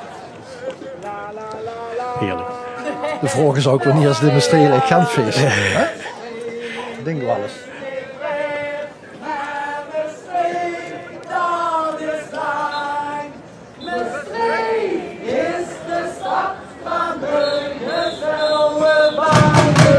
Onofficiële van Maastricht. Maastricht is niet breed, Maastricht dat is lang. En daar zien we Segura in hun eigen kleuren dit jaar. En die kleuren, dat is zwart, zwart en zwart. Ja, dat is natuurlijk iets wat niet iedere vastelovend kind een samba band. Maar Maastricht wel. Ja, dat heeft zich een aantal, een jaar of 20 geleden voor de eerste keer gemanifesteerd. Het Amersplein, hè? Ja, en dan begint het te schonkelen. En we hebben dus inmiddels een stuk of 10 dingen. Maar op het Amersplein waar gewoon de bedoeling, dan neemt ze een trom met. En dan probeert ze in het ritme van een van die anderen te komen. Ja. En de kind zou dat ook professioneel aanpakken. En dat is wat Segura natuurlijk de afgelopen jaren heeft gedaan. Ja, absoluut. Prachtige groep. Dat was eigenlijk 's nachts in, hè? Ja, dan durf ze niet langs te lopen.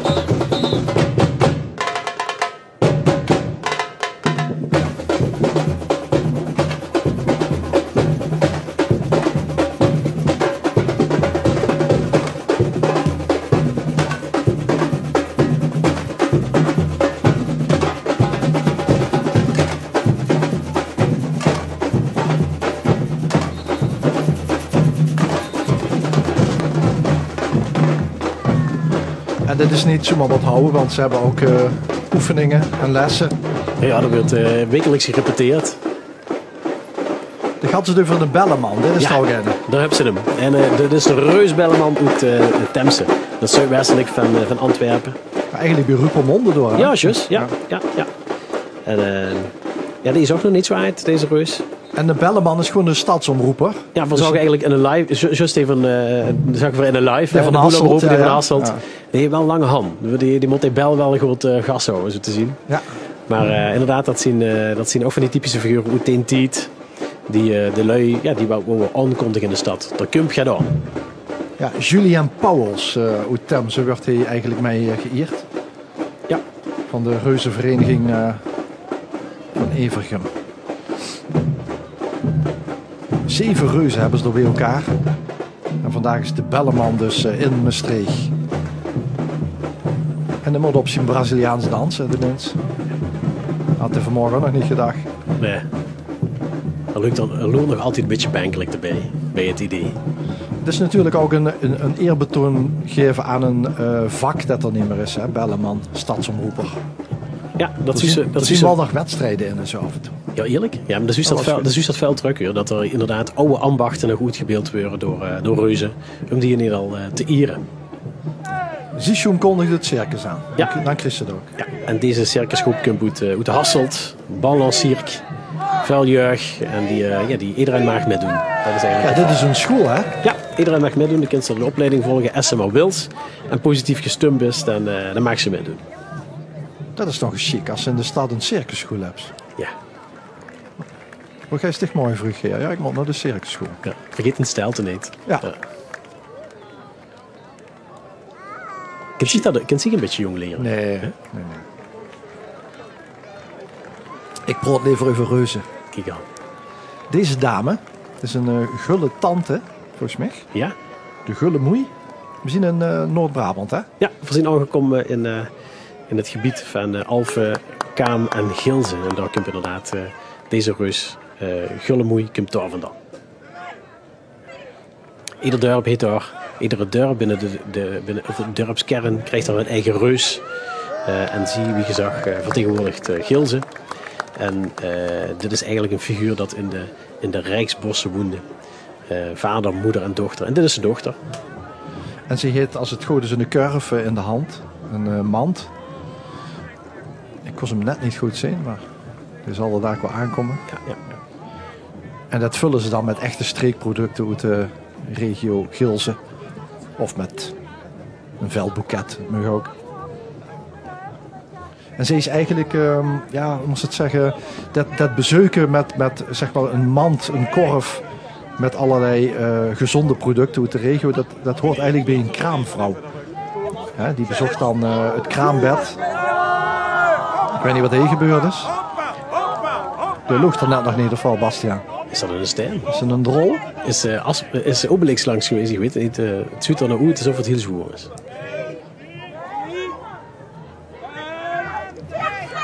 Oh, zo zeg ik. Dat was eigenlijk tellen vanuit de knelen. We hebben het echt gebest.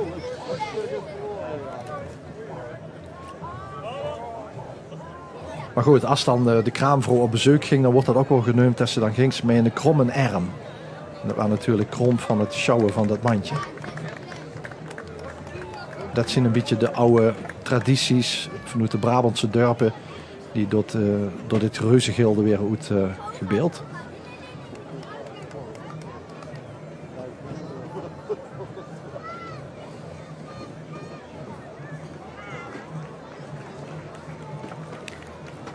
Ik krijg juist het bericht dat op de Merit het college van BMW in de wagen stapt. En dat betekent, Tom, dat ik ga niet verlaten. Ik ga metlopen in de stoet en ik zal zo meteen op camera wel even laten zien wie chic het in de stad was. Dat moest wel zwijgen, hè? Ik ga zeker naar de gewinken, wie we dat noemen. En voor nu geniet nog een beetje door. Hè. Dankjewel, Bastiaan Klomp van het Reuzengilde. Veel plezier met de optocht en de stoet. En het komt helemaal goed. Dankjewel.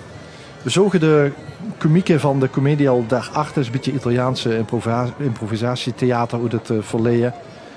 En door achteraan eigenlijk de reus uit de gemeente Kinrooi. En die heet weer als naam de Kinrooier. En hiermee werd een houthakker uitgebeeld. Die door ergens in de bossen van de gemeente Kinrooi zijn werk had.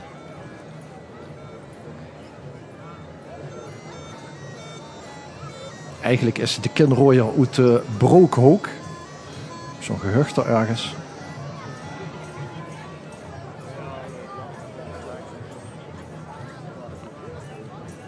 En Kinrooi, je weet het wel, is er bij Toren, hè, net over de grens.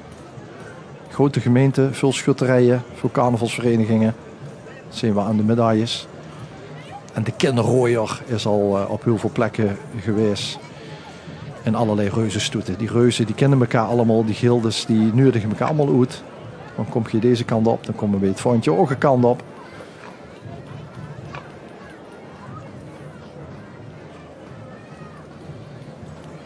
En Bastiaan vertelde me dat als ze met Gigantius bijvoorbeeld naar Barcelona gaan, dan gaat het groot deel van het gilde pak het vliegtuig. En ja, Gigantius zelf kende er natuurlijk niet in. En dat werd dan vervoerd via de auto of het vrachtwagentje. Terug bij de Biddelleeuwen, bij de boerenwagen met hui.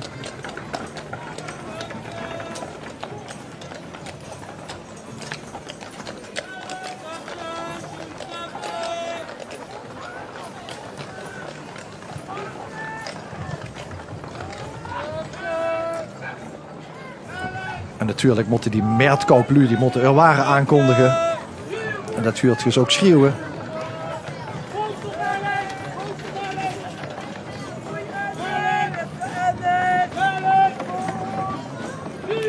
Poor en Unne.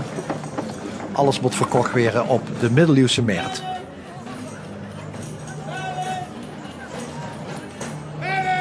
Noord-Brabant, Nederlands Noord-Brabant, Aale-Rikstel. Te zien aan de Brabantse rood-wit geblokte sjaals en biezen. De volgende reuzengroep uit Aale-Rikstel. Met 2 reuzen, Boel en Nulle. En Boel en Nulle hebben echt bestonden. Dat was een zangduo.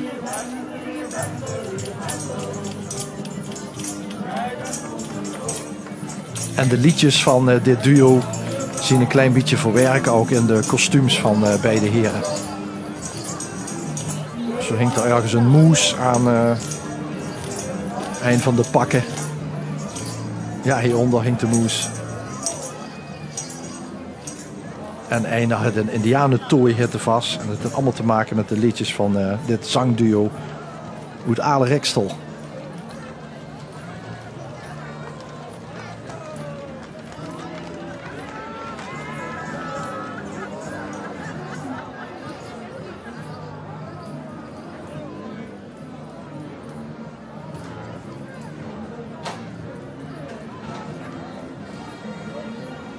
En de historische koets met de familie Kordewener.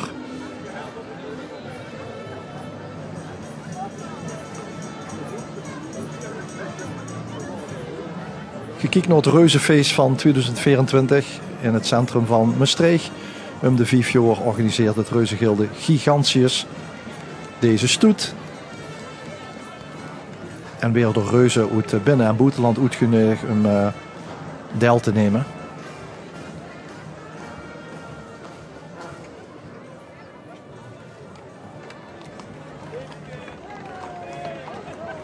De koets met de duo XL erin, Mariange en Dorry. En het genootschap dat erbij hoort. Daar zien ze, ja. Ja, hey zo. Ja, ja hoor. Dank je. Jas de keistamper en zijn dame, die zien uit Bokstel. En Norvendo is dit eigenlijk de oudste reus van Nederland. 1949. Eigenlijk gebouwd om het Bokstel van na de oorlog weer wat fut te geven, weer wat energie te geven. Om de boel bij elkaar te houden, om de zaak, om de schouders eronder te zetten. Links dus Jas, de keistamper, en Hanne met de moor is de mevrouw. De ganse groep erachteraan van Jurgen Baan.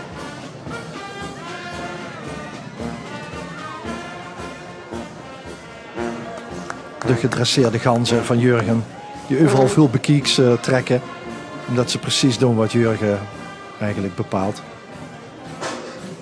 Alhoewel ze een beetje bang zijn, denk ik, voor de crane. Dat is zeg maar onze takelcamera. Die hebben ze natuurlijk nog nooit gezien. Maar als ze dan over de kabels gewoon van RTV Maastricht en L1, kunnen ze ook verder met de stoet heen in Maastricht. We blijven in Brabant en we gaan naar Oosterwijk.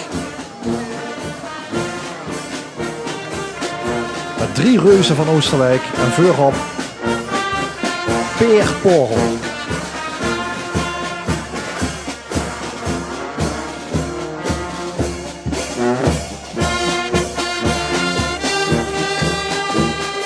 En Hendrik. Hendrik is het monster uit de Venne. Rondom Oosterwijk, Noorgestel en Heukelom. Dat het altijd goed bij het publiek langs de kant. Dan kunnen de mensen rechtstreeks aanspreken. 4 reuzen dus. We zogen net Peer Porel uit Oosterwijk, genoemd naar de Petruskerk. Dit is Gezele Ermelinde, dat is de non. En daarachter hem komt nog Heukelomse Mie. Eigenlijk een kasteleintje, ze had een bar. En zo hebben al die kerkdorpen door van Oosterwijk, Moergestel en Heukelom hun eigen reuzen. Brabant is ook, wat Nederland betreft, ook wel de grootste reuzenprovincie.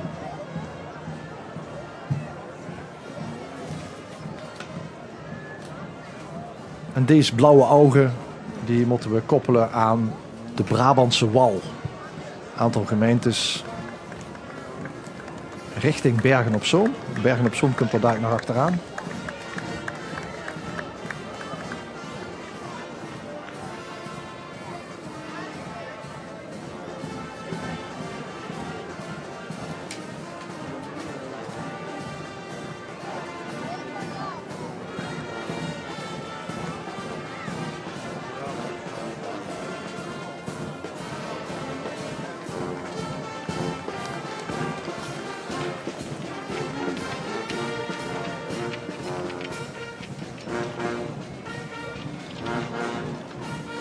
En de Brabantse Wal komt met Ansjovion en zijn dame Aspergilda.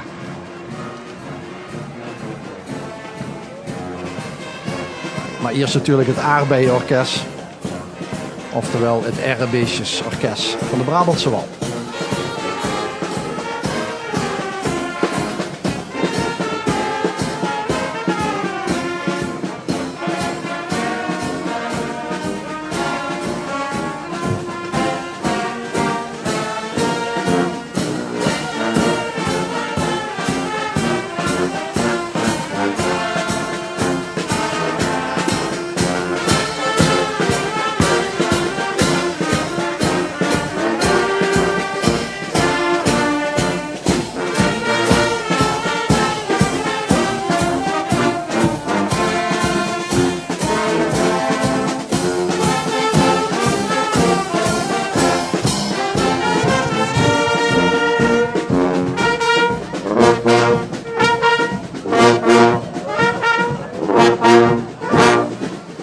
Het Errebeestjesorkest van de Brabantse Wal met de vertegenwoordigers Ansjovion, de steer met die vissersmuts op.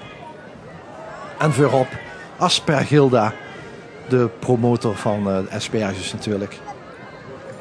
En deze Ansjovion zal ooit Aspergilda gered hebben tijdens een storm. En als dank daarvoor trekt ze met door mij al veel jaren met het reuzengezelschap de Brabantse Wal.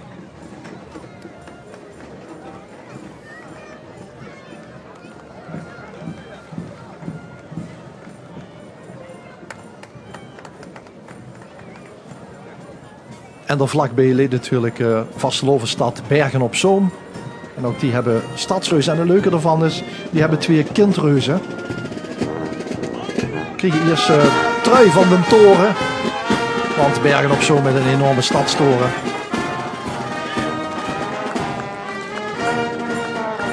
En we zogen net al Marieke en Toontje. Dat zijn de kinderen van Jan en Trui. Jan met de lippen en Trui van de toren. Het beurtje zit alles. Toontje en Marieke.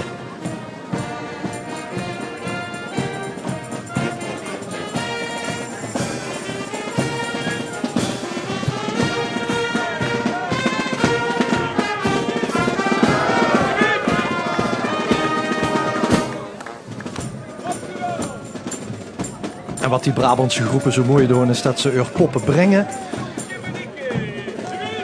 Dat er van alles gebeurt, dat er muziek gemaakt wordt, dat er wat lawaai is. Hier is een Toontje en Marieke. Altijd wat geluid maken even de kant met de jeugd. Een beetje aanspraak.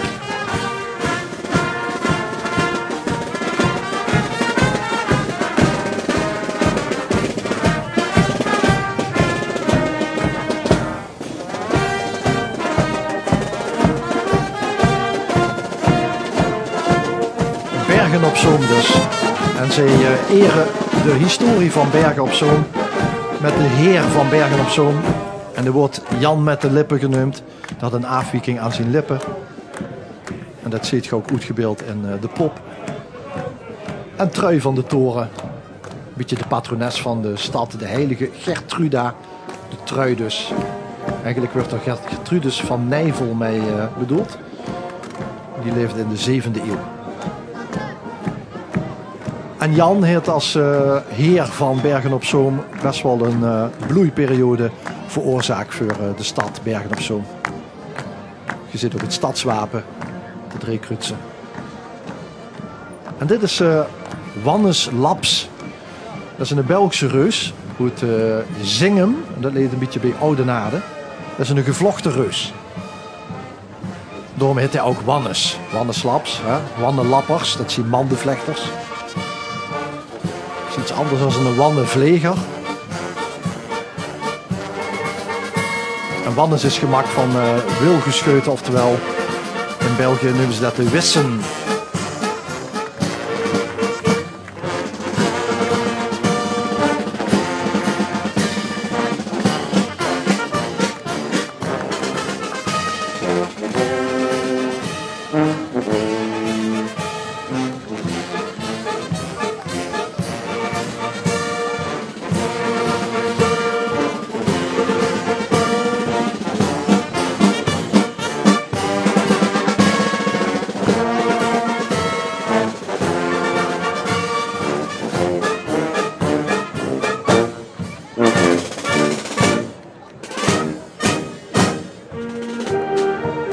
KOD, kunst door oefening. Sorry, KDO natuurlijk. Kunst door oefening. Goed Maastricht 1901 in historisch uniform. Eigenlijk de oude Sphinx-harmonie. Opgericht na het huwelijk van koningin Wilhelmina en prins Hendrik in 1901. En er waren een gelegenheidsorkest toen bij en er waren een paar Maastrichtse muzikanten bij en die vonden dat zo geweldig. Dat ze mij mochten doen met het huwelijk om door te spelen. Dat wie ze terugkwamen in Maastricht. Dat ze harmonie kunst door oefening hebben opgericht in 1901. We blijven in België. Bij Bergen, Antwerpen-Zuid. Het reuzengilde van Bergen. Brinkels een aantal reuzen. Onder meer deze Tuur de Slijkschepper. Eigenlijk de putjeschepper van Bergen. Bergen had als bijnaam Slijkdorp. En wat voor een zooi er allemaal opgeruimd moest weer uit die putjes, weet ik niet precies. Maar Tuur zorgde ervoor. Tuur is voor de allereerste keer over de grens. Is altijd in Antwerpen gebleven, maar nu voor het eerst in Nederland te zijn. De Gelmelzwaaiers uit Hoogstraten. Dat is gans in het noorden van België tegen de Nederlandse grens aan, zeg maar een beetje in de buurt van Breda. Vendeliersgilde en tamboerkorps. Genoemd door een viking, Gelmel.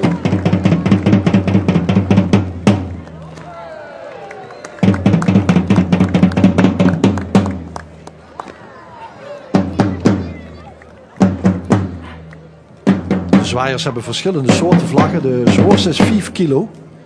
En als ze toch wekelijks moeten oefenen, wil ze dit voor elkaar brengen wat we hier zien.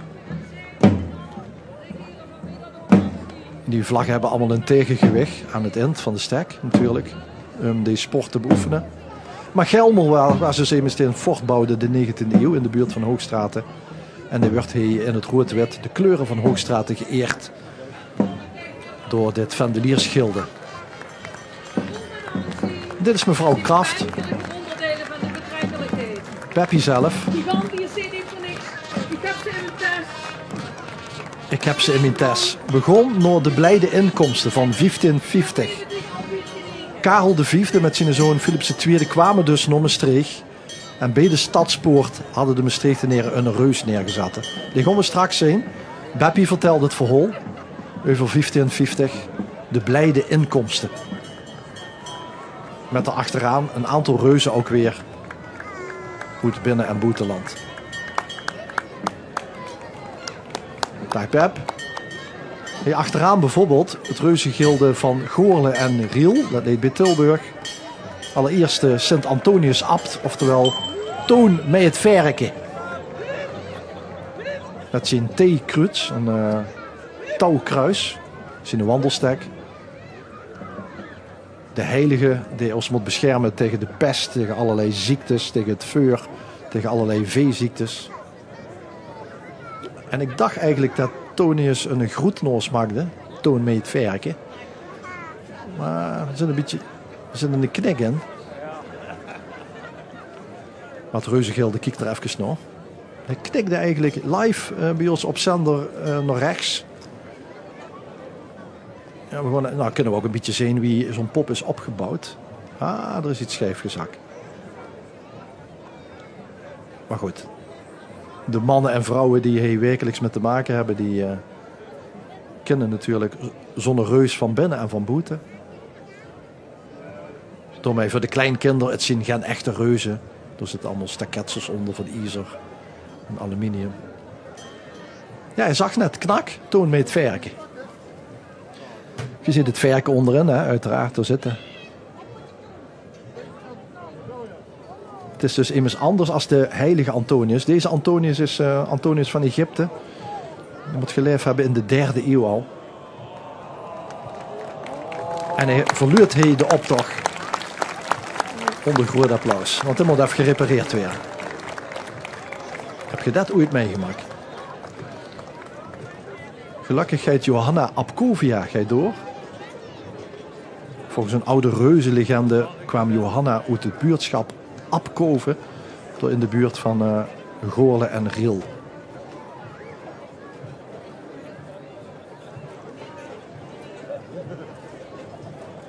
En zal Johanna alleen verder moeten met de stoet. Ja, Sint Antonius klaar en helder, vult het vaat en ook de kelder. Ik dacht, zoek even een weerspreuk op. Maar ja, hij gaat voor ons neus kapot.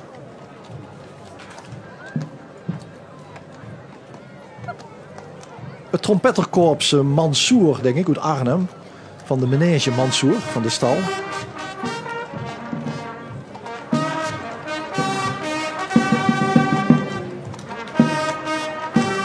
Een showkorps, maar dan op peert. Met signaaltrompetten en cavalerietrompetten. De herauten, de zogenaamde aankondigers. Gekleed in hun tabbert. Zeg maar een wapenrok.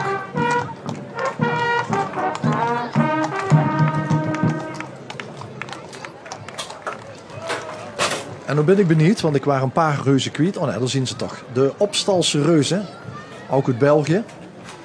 Met de dubbelreus, of de reus met de 2 geslachten. En daarvoor nog eerst de kinderreus Schipperenzot. Waarbij de jeugd eigenlijk leert om deze reus te dragen. Dit is Schipperenzot. Liek me ook een kaartreus aan de symbolen te zien.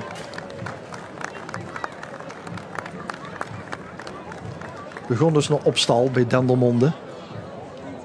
Met de reus Maria's uit 1998. En dat is uniek, want we hebben in deze optocht geen dubbel geslachte reus. We zien eerst de voorkant. Een beerdrinkende koning in de Belgische kleuren. En die gaat zich natuurlijk weer voor de camera draaien. Juist. Met een vrouwke en de eet een frieteke. Dus friet en beer, door mij komen we de zondag door. Van het Opstalse Reuzengilde uit België.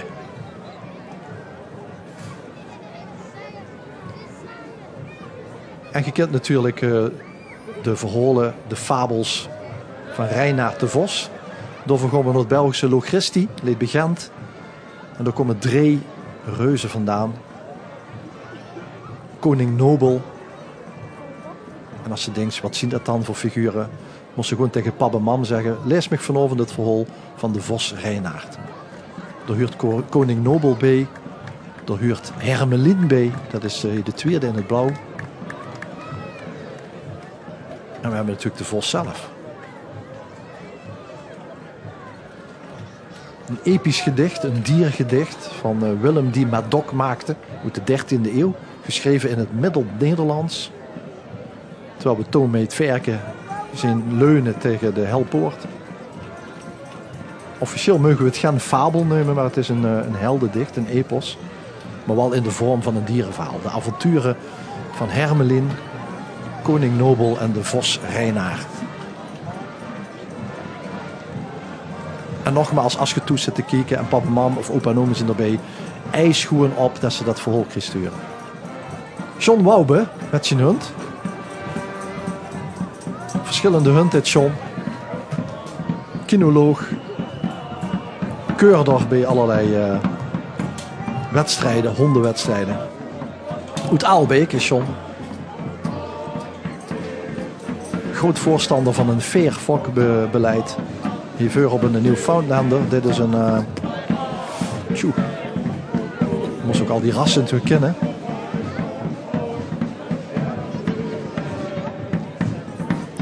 Ik weet dat de fan is van allerlei sheepdogs. En andere jachthund. De stadspijpers uit Den Bosch komen achter John Waube in die groep aan.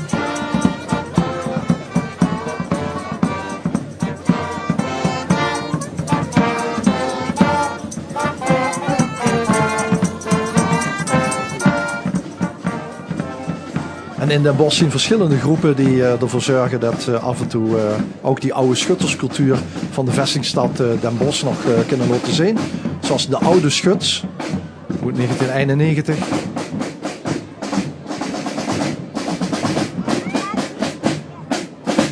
En die komen hier aan.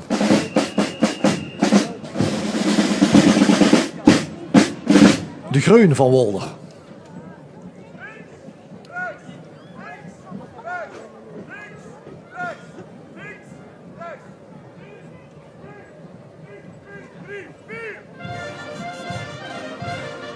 Met alleen maar kampioenen.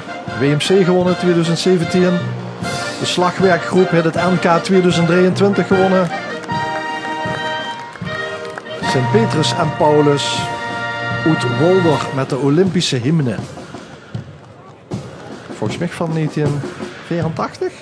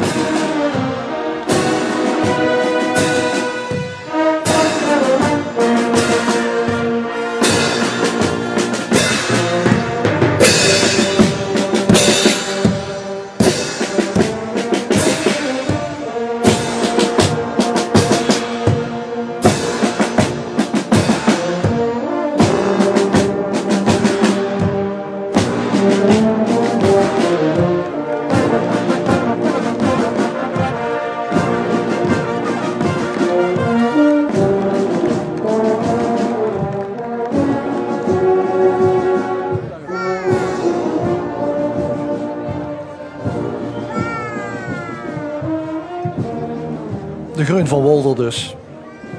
Sint-Petrus en Paulus. Van 1878. Het ziet er ook mooi middeleeuws uit.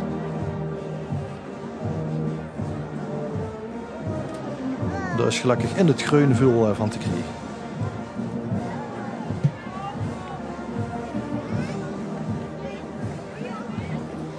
Als je helemaal links kijkt, en daarvoor ook, ze zijn de stadsmoor aan het restaureren, want het is ingestort. Kost de stad flink wat centen. Dat hoort natuurlijk ook bij de historie van Maastricht, dat ze er niet voor zorgt dat de oude stadsmoor instorten. Maar dat is zo spontaan gebeurd. Door links bij de Vief Cup, dat zijn die rondingen die aan de kant van de stad nog in de oude vestingwallen zitten. Er staat een grote hijskraan om ervoor te zorgen dat die stadsmoor ook de komende 200 jaar, dankjewel regie voor deze beelden, al die stenen daarachter die hebben allemaal nummers, want die moeten exact op dezelfde plek weer op die stadsmoor weer terug geplaatst. Het is een enorm project waar Maastricht natuurlijk niet op gerekend had. Het geeft ook een beetje aan van wie de stadsmuren gebouwd zijn, wat dat voor een operatie moet zijn geweest. Maar goed, dat hebben we even zien. Daar zitten we dus vlakbij. En dit is de Reuzenstoet 2024 in Maastricht. Opgebouwd door Mats Stroes, de regisseur van het Reuzengilde Gigantius. Die deze fantastische optocht samen met zijn gildeleden natuurlijk heeft gefabriceerd. Links zo betoond met het verken nog een keer. Afgebroken, leunend tegen de helpoort op de Onze Lieve Vrouwenwal. En er komen nog wat reuzen.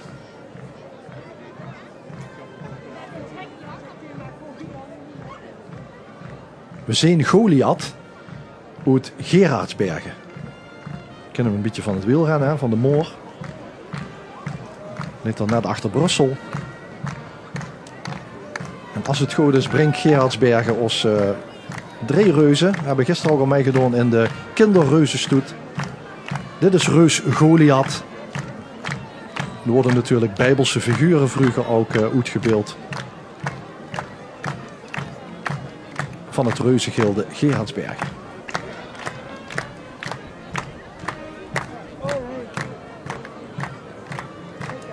We kregen Gerarda erachteraan. Dat is de reuzin. En er moet ook een reuzenkind zien. Of misschien 2 reuzenkinderen wel. Maar ja, we zien het wel. Gerarda. In Gerardsbergen was vroeger het zakdragersgilde. Het waren de mannen die de zakken slijpten van de buurt in de havens op en af. Die waren verantwoordelijk voor de reuzen. En dat is ook weer teruggevonden uit al de stadsrekeningen. Ze kunnen zich baseren op een stadsrekening in Gerardsbergen van 1577. Door is ergens genoemd maken van de reuze Goliath. En dat is de reus even op. Een nieuw kleed. 1577. Dus dan moet dat kleed misschien al 30, 50 jaar oud zijn geweest. Je kunt zich dus voorstellen hoe oud de traditie is in veel Belgische steden. Van het maken en het dragen van reuzen.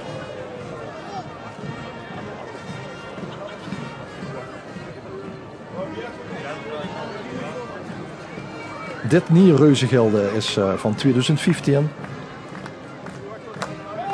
Met Goliath, met Gerarda, Guylaine, Agnes Frida, dat is een ganse geboortenaam. En het Kinneke Baba. Dat is dat pupje erachterdoor.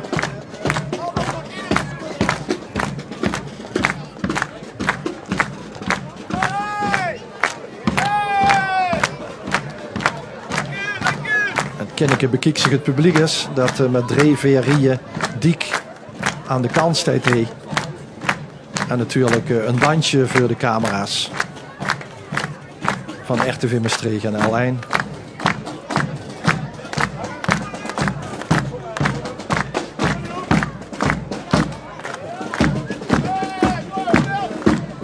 Dankjewel, Gerardsbergen.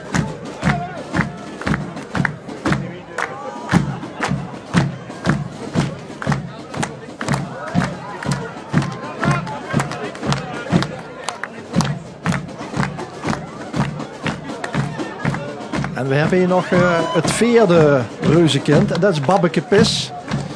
Blijkbaar had Gerardsbergen al veel eerder een soort manneke Pis als Brussel. Het verhaal gaat dat er een ander standbeeld ooit in de stad stond. En dat is kapot gemaakt of geklauwd door soldaten. En toen hebben ze door een Babbeke Pis neergezet. En een flinke babbel. En er komt van alles uit. En dat vindt het publiek langs de kant natuurlijk fantastisch. Gisteren meegetrokken in de kinderstoet van Maastricht. Babbeke zelf. Even de mantel goed doen. En dan zien we hem niet.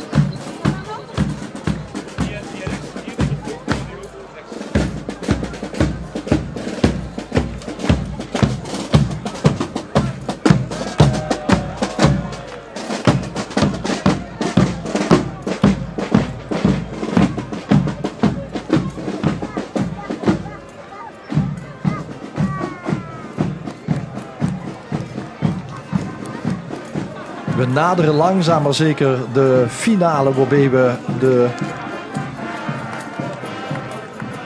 climax kregen van deze reuzenstoet, het reuzenfeest. Maar niet voordat we Tuna Universitaria uit Maastricht hebben gezien. Ze organiseren eigen muziekfestivals en brengen eigenlijk traditionele Spaanse muziek. Op gitaar uiteraard.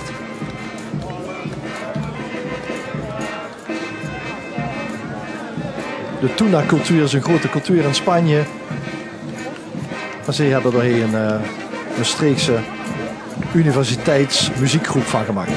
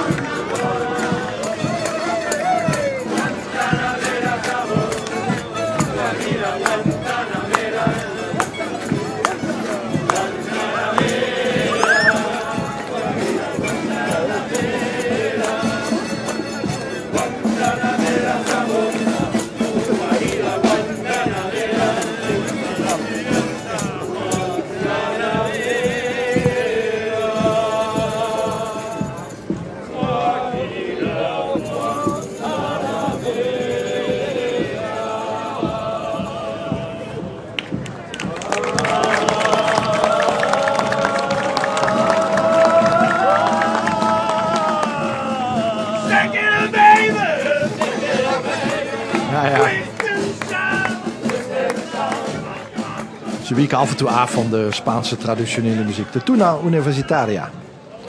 Maastricht heeft ook een trompettenensemble. Onder leiding van Maurice Dubislav.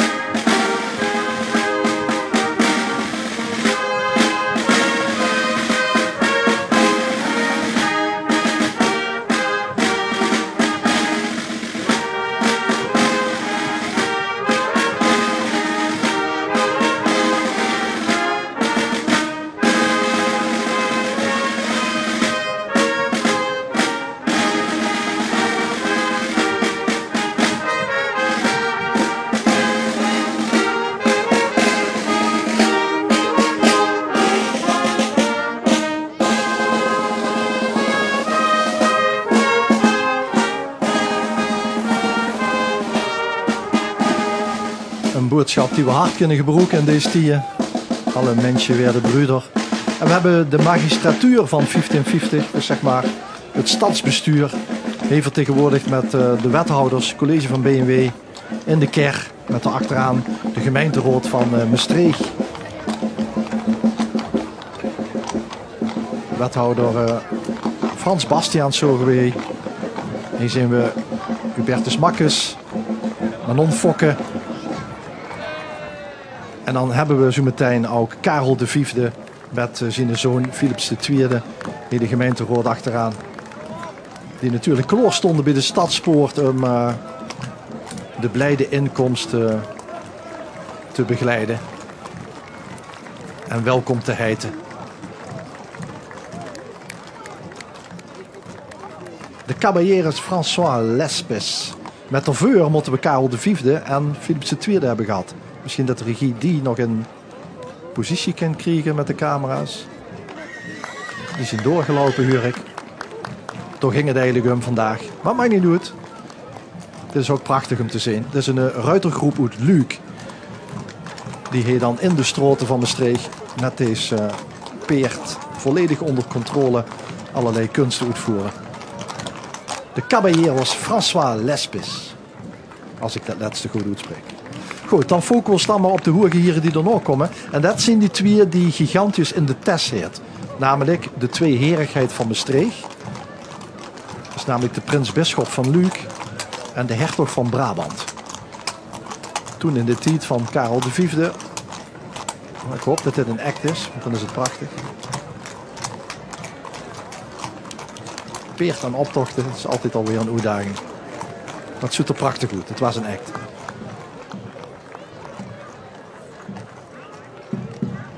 Dit zal de prins-bisschop van Luik zien. In de tijd Joris van Oostenrijk. Met de hertog van Brabant, Karel II. En Gigantius, de reus van Maastricht, die dadelijk komt. Die had die twee in de test. En dat gaan we zien, die poppen. En vandoor was het ook een politieke reus. Een reus met een boodschap naar Karel V en Philips II. Dag heren.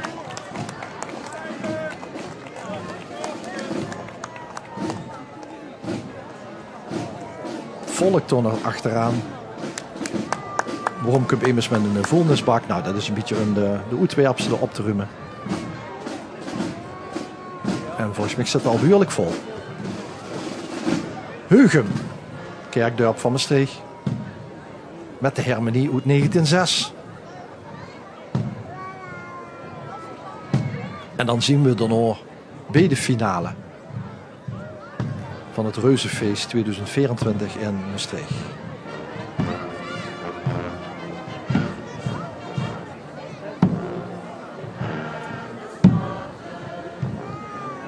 Heugem begeleidt het Gigantius koor. En die zetten een liedje van Benny Nijman in. Mie Maastricht. 2 koren, Ascension en Chanté uit Scharren.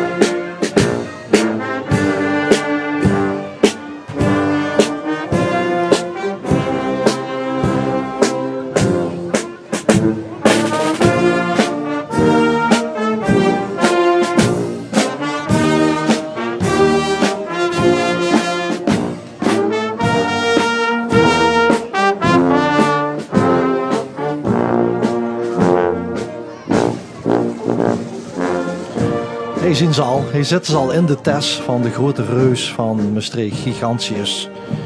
Die weer verjaardag heeft, die 55 jaar bestaat sinds 1977 en die vandaag zijn grote feest heeft dat de 5 jaar is. Hij komt dus voor in al de stadsrekeningen of in al documenten. De Nijmegen is gevonden uit 1550 bij de blijde inkomst van Maastricht van Karel V.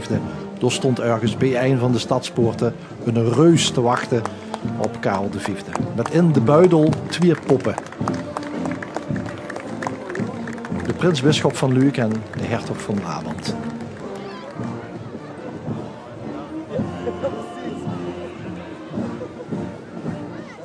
En ik kijk altijd zo kwaad.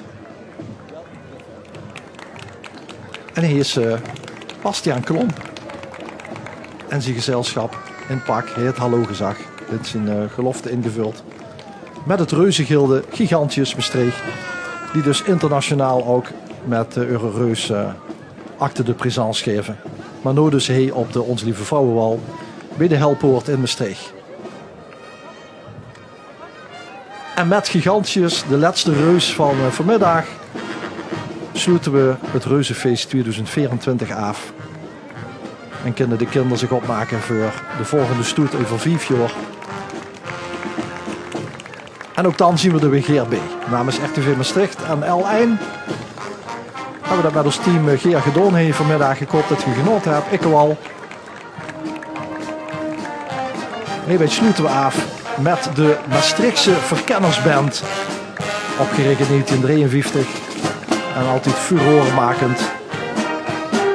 Op allerlei podia over de hele wereld. Onder meer het Wereldmuziekconcours in Kerkrooij. De MVB. Met de wethouder Alain Garnier voorop als tambourmetre. Ik zeg ook hoi en groeten vanuit de binnenstad van Maastricht. En wie is een volgende keer op het Reuzenfeest.